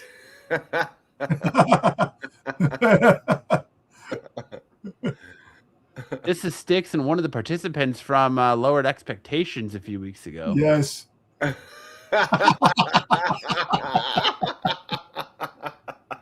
that's a good one. That's good. Oh man, what is this movie? Is it War of the Is this friggin' what the hell is this movie? This is the comedy. Is this with Jennifer Anderson and no, Fatal Attraction? Is it Fatal Attraction? No. Is it The Breakup? Breakup. Is that what you thought it was originally there, Dom? Is the Jennifer Anderson. Yeah, Jennifer Anderson and what's his face? Vince Vaughn. Vince Vaughn, yeah. I don't think this looks like Vince Vaughn or It doesn't look like that at all. No. Is it that Robert Downey Jr. movie with Marissa Tomei? It is Fatal Attraction. Fatal Attraction. See, I said Fatal Attraction next. Everybody loves Sticks. Sticks.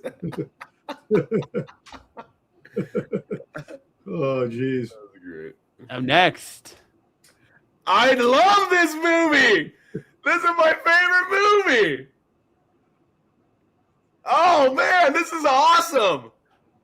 Dude, I gotta get this in a poster size. Look at Sticks at the bottom. This has got to be poster size. Dom's on here twice. He speaks fluent Japanese.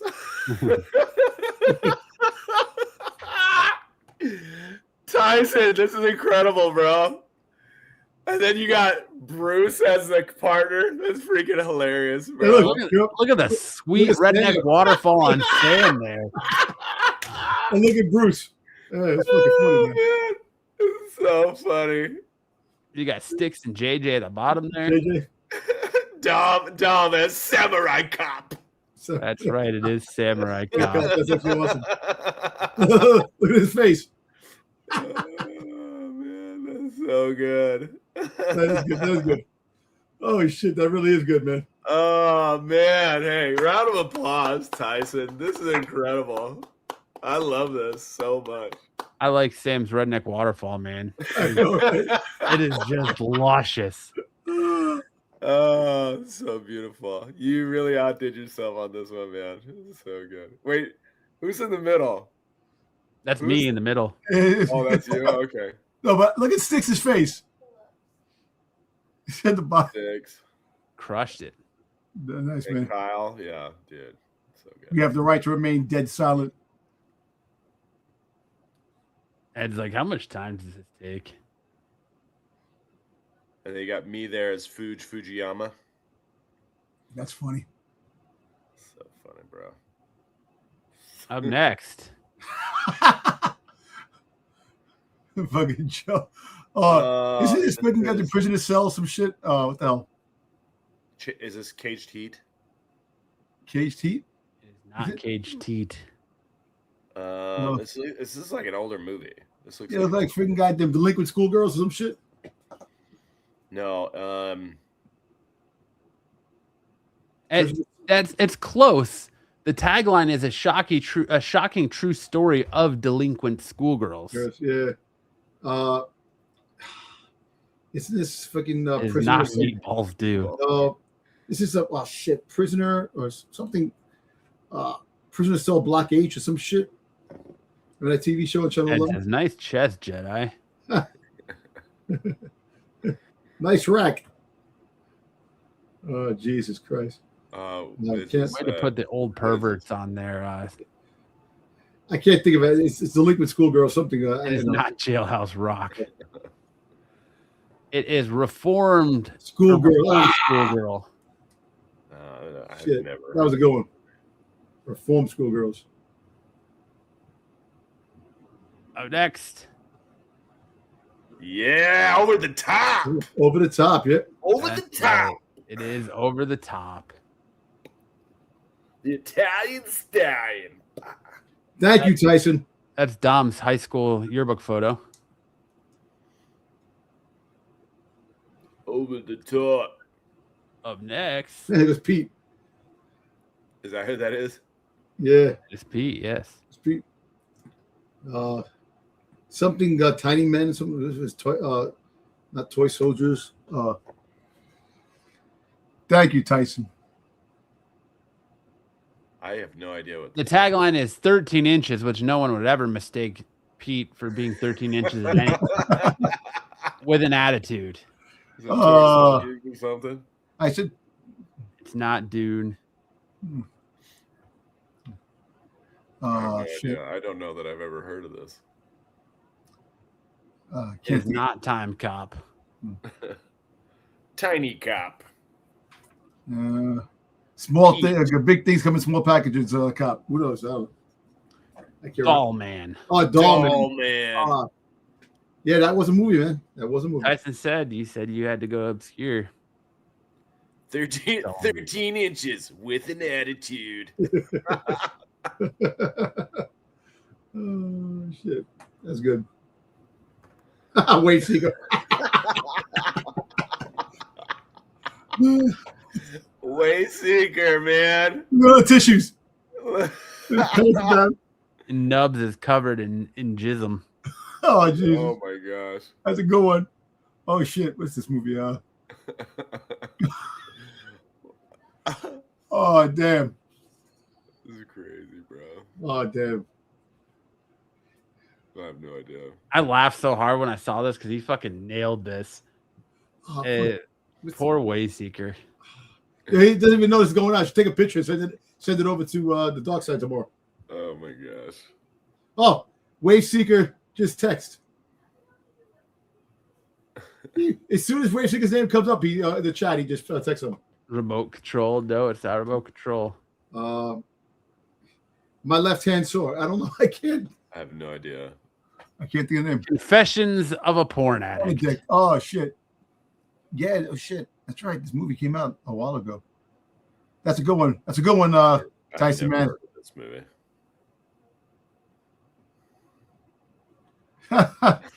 Fucking Blade. Is that Bruce? Who is that? That's Corbin. Corbin. See, I couldn't tell it was Corbin because you can see his ears. It's not Blade, right? It is Blade. It is Blade, yes. Blade. Oh. Look how disproportionate that body is, man. Good night. Look, he was more like Blade Sticky Fingers from the on Spike TV than Blade in the movies. With Sticky Fingers played Blade. Matthew. War Dogs. Isn't this freaking goddamn the Johnny Depp movie what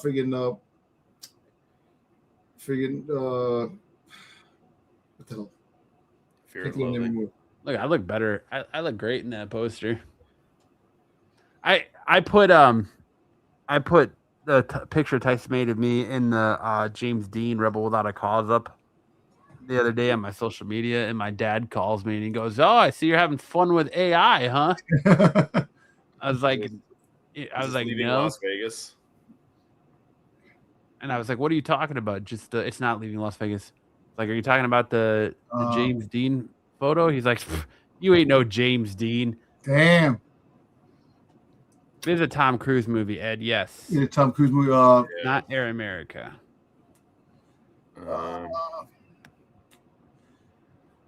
I forgot the movie.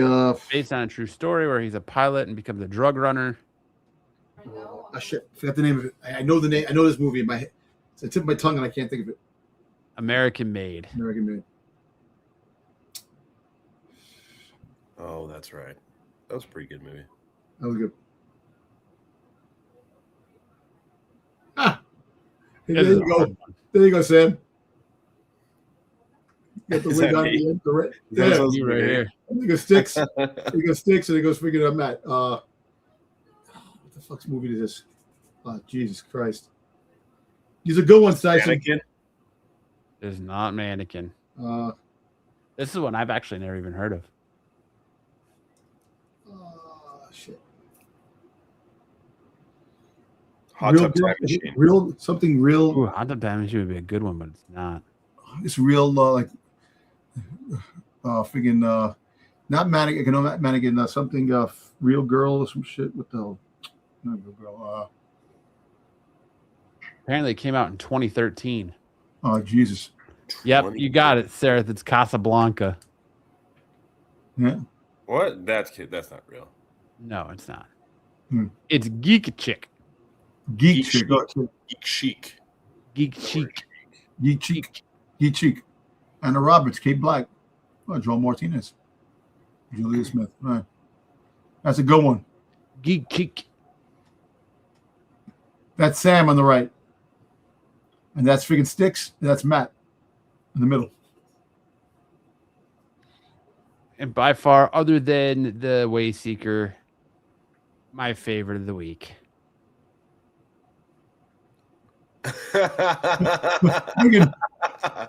Is this Malibu Most Wanted? Yeah, with Malibu's Most Wanted. Yeah, yes. With freaking this guy, freaking Jamie Kennedy. Yep, Malibu's Most Wanted. That's good. Sticks is gangster. Respect Sticks is gangster. All right, that's it for What the Flick. Good job as always, Tyson. Yep, another great week of What the Flick from Tyson. Now we hand it off to Sam to wind us down for the evening and get us ready to take home or make things a little bit more exciting for you and your bedroom compades as we listen to what songs does Sam sing better. What are our offerings this week, Sam? So I was going for songs with strange lyrics. I've been doing a lot of Killers lately, so I was like, okay, there's kind of an intersection here. Killers have quite a few songs that have strange lyrics. So I'm hoping that as we go through these songs, you're like, yeah, what is that supposed to mean? So here we go. So first up, we have LFO, Summer Girls, and then we have Human by the Killers. Alrighty. Zoom in. All right. Yeah, I like it when girls stop by in the summer. Do you remember? Do you remember when we met that summer? New Kids on the Block had a bunch of hits. Chinese food makes me sick. And I think it's fly when girls stop by for the summer. I like girls that wear Abercrombie and Fitch. I'd take her if I had one wish. But she's been gone since that summer. Hip-hop marmalade, spick and span. Met you one summer and it all began. You're the best girl that I ever did see. The great Larry Bird, Jersey 33. When you take a sip, you buzz like a hornet. Billy Shakespeare wrote a whole bunch of sonnets. Call me Willie Whistle because I can't speak, baby. Something in your eyes really drove me crazy. Now I can't forget you and it makes me mad. Left one day and never came back. Stayed all summer, then went back home. Macaulay Culkin wasn't home alone. Fell deep in love, now we ain't speaking. Michael J. Fox was Alex P. Keaton. When I met you, I said, my name is Rich. You look like a girl from Abercrombie and Fitch. New Kids on the Block had a bunch of hits. Chinese food makes me sick. I think it's fly when girls stop by for the summer. I like girls that wear Abercrombie and Fitch. I'd take her if I had one wish. But she's been gone since that summer. Cherry Pez, Cold Crush, Rockstead's Boogie. Used to hate school and I had to play hooky. Always been hip to the B-boy style. Known to act wild and make a girl smile. Love New Edition and The Candy Girl. Reminds me of you because you rock my world. You came from Georgia where the peaches grow. They drink lemonade and they speak real slow. You love hip-hop and rock and roll. Dude, Dad took off when you were 4 years old. There was a good man named Paul Revere. I feel much better, baby, when you're near. You love Fun Dip and Cherry Coke. I like the way you laugh when I tell a joke. Just like pure nonsense. They're just throwing it against the wall. See what sticks. All right, we'll leave it there. And now for the song that makes everybody scratch their heads. What were they talking about? I did my best to notice when the call came down the line. Up to the platform of surrender, I was brought, but I was kind. And sometimes I get nervous when I see an open door. Close your eyes, clear your heart. Cut the cord. Are we human? Or are we dancer? My sign is vital. My hands are cold. And I'm on my knees looking for the answer. Are we human? Or are we dancer? Pay my respects to grace and virtue. Send my condolences to good. Give my regards to soul and romance. They always did the best they could. And so long to devotion. You tell me everything I know. Wave goodbye. Wish me well. You gotta let me go. Are we human? Or are we dancer? My sign is vital. My hands are cold. And I'm on my knees looking for the answer. Are we human? Or are we dancer? Will your system be alright when you dream of home tonight? There is no message we're receiving. Let me know, is your heart still beating? Are we human? Or are we dancer? My sign is vital. My hands are cold. And I'm on my knees looking for the answer. Are we human? Or Or are we dancer? Go figure. My wife was singing along too. There you go, Sam. Thank you. There you go. That was good. Good job, Sammy. Good job. There you go. Man, absolutely crushing it. And now you get a copyright strike tomorrow because of Sam's. It sounds just like them. Yes. Am I human or am I dancer? How about White some white Zombie or zombie or System of a System of a Down, Sam? Yeah. My wife really loves Rob Zombie, so she'll help me pick out a song. But thanks for the request. I will put those in. System of a Down. Is that them? That's Corn. Oh, that's Corn. It's corn. System of a Down is Spiders. The song from on the soundtrack. I think Scream. They sing Spiders. Chop Suey. Chop Suey. Oh, Chop Suey. Spiders. I don't think you trust in my. Is that them? Yep. Self-righteous suicide. Yeah. Almost got that one. All right. That's it for that. Now it's leading into the final segment of the night where we don't want to talk about dudes and hot chicks. We just want to talk about comics. It's time for Misconnections.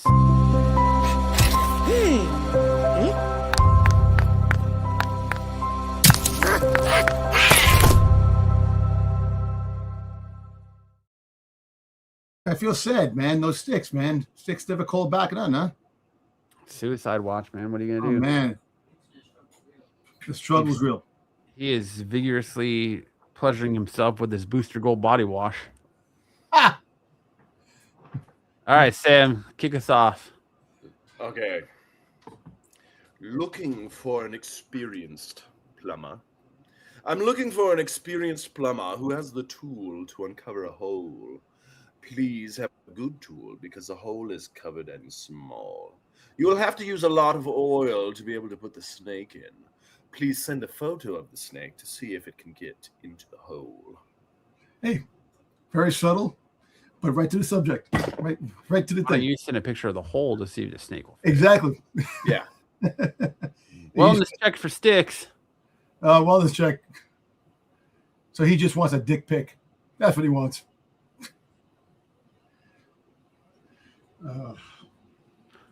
Struggle for fitness coach, part 4. Jesus Christ, there's 3 parts to this? Yeah. So I've been chilling for a while, but that doesn't mean life hasn't been interesting. A very attractive trans woman attended one of my classes. She had the sweetest personality and the easiest smile. Her body was amazing, and my thoughts were far from decent. We shared a nice sweaty hug after class. No lines were physically crossed, but mentally, I wanted to work out that sweet cake. Yeah. They had a sword fight when they hugged. Sticks is on a plane to LA to have a word with the producers. Yeah, true. I'm interested to see where the saga of the struggle of fitness coach part 5 and 6 go. Around this story 1 to 3. And Eileen in the House Springs from Uber. House Springs. You requested an Uber this AM, and I was puking all the way to my car and barely dressed. So hot, drunk. I panicked. I would have loved to be able to meet you again, Aiden. Give you everything you wanted from the way you were dressed, where we're dressed, to the way you approached my car. To the way you approached my car. First my car. And things. You were texting, please see this and get back to me. You won't be disappointed at all. Promise. Oh damn, fucking goddamn, I'm not a spell. The key. It'd be worth your wild. Worth your wild. And Nikki, worth your wild. Nikki, what's a while? Worth a while. And tie for flashing. Those giant melons and your sweet snap.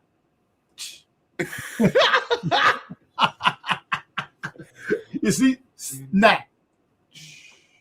That's crazy. It's like the spelling letters were like trickling down to the line below. No, he's Buffy. I wasn't correcting. I was just reading what was written on the freaking thing, man. That's the way it was. No. He's just reading it as it is.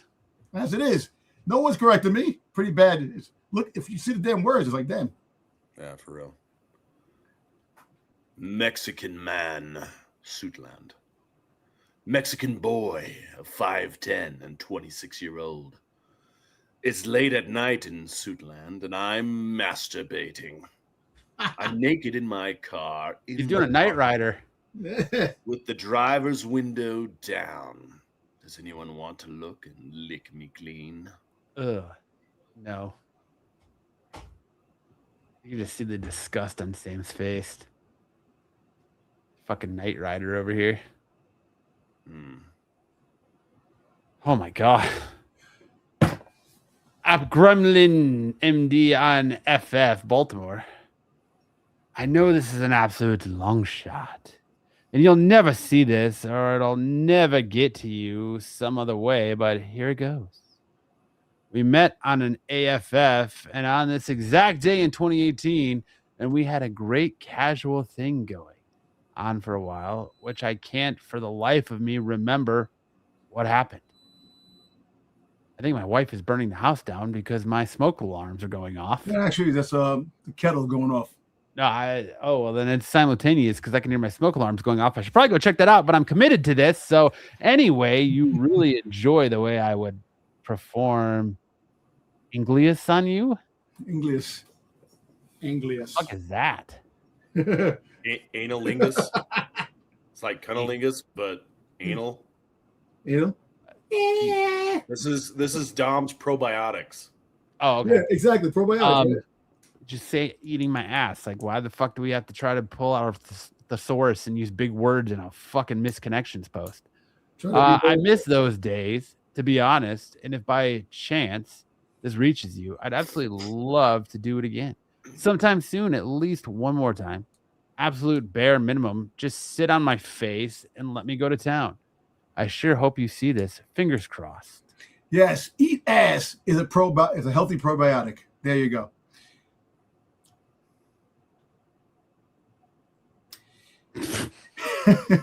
Hey man, unload your sack. Like on my knees, and you looking at me. Eyes, if you want to do it again, let me know. I love to try the delicious Big D many more times. Big Dom. Big Dom. Try it again. I lost your contact information. Look me up. Let's meet around 7 p.m. today at the Hartford Arena, and I'll help you out. I'm your guy. Probiotics. Looking for you, Dom. But that's it. That is our show this week. That is our Misconnections. That was our thoughts on everything going on in the Marvel news, Spider-Man Brand New Day, and anime, Dodgeball, and so much more. What a week it's been. Yep. Been a big week. Sam Can't won believe how big of a week jury trial. Sam is now officially the best lawyer in the world. Yes. The best lawyer in Arizona. Hook him up. Oh, man. Maybe ASU grad. I hope the fire is small, too. I mean, whatever my wife's cooking, she's clearly burning it. So, yeah. Tyson, thank you. Great friggin' with the flick this week. Dude, that Samurai Cop was amazing. Yeah, that was awesome. Sad. Sam needs a poster of that ASAP. But that's funny as shit, man. This is so good. But that's going to do it for this episode of Saturday Night Special. Remember, as always, make sure to check out Dom and the boys over on the Star Wars show every Sunday night, because God knows somebody needs to watch that show. Tyson can't be the only one suffering through that Star Wars show. Make sure to watch all of Pete's shorts throughout the week. Of course, check out Tack on Wednesday. Check out JJ's debut on Tack. I know he's been there, but apparently he's officially a part of the show now. So check out JJ and the boys over on Tack on Wednesdays. Make sure to check out Dom and I on Thursday nights on my channel for Off the Mat, where we're going to go through everything professional wrestling related, going over our picks for SummerSlam. Make sure to check out Dom on the Qualified. As always, make sure to check out the Hot 10, CBSI Hot 10 list every Friday night, which leads you right back here to us on Saturday nights for the best goddamn show on Renovision. Because where else do you get this type of content? Yep. There's no one would dare. No one would dare do this type of content. No, never. They try, but they don't succeed. You know, you come on our show, you watch our show, and Dom pays attention through the entire thing. Pay attention, and I don't get ridiculed. I'm actually a part of the show. I tune into other shows that Dom is on, and I see this. Because Dom is texting on his phone. Well, you did, like yesterday, with a barn snoozer. hey, look, you know what? Look, at the end of the day, it's just from personalities, different type of programming. So that's why half the time I'm in my texting and my phone. I'm bored. But on that note, Sam, take us out with some words of wisdom. Oh man, it is a hot one right now. I hope everyone stays cool. If you don't want to turn on the AC, I suggest you get a little bit of water, give yourself a little spritz, and just let some air blow. Yeah, because it's 8:30 at night here in Phoenix, and it's still 108 degrees. Yeah, son. You know, it's like 70 degrees here. There's 70-something degrees here. But yes, good words of wisdom. Stay cool, everyone. We'll see you guys right back here next Saturday for the best damn show on this damn channel. Either you've got me confused with somebody else, or this is a joke.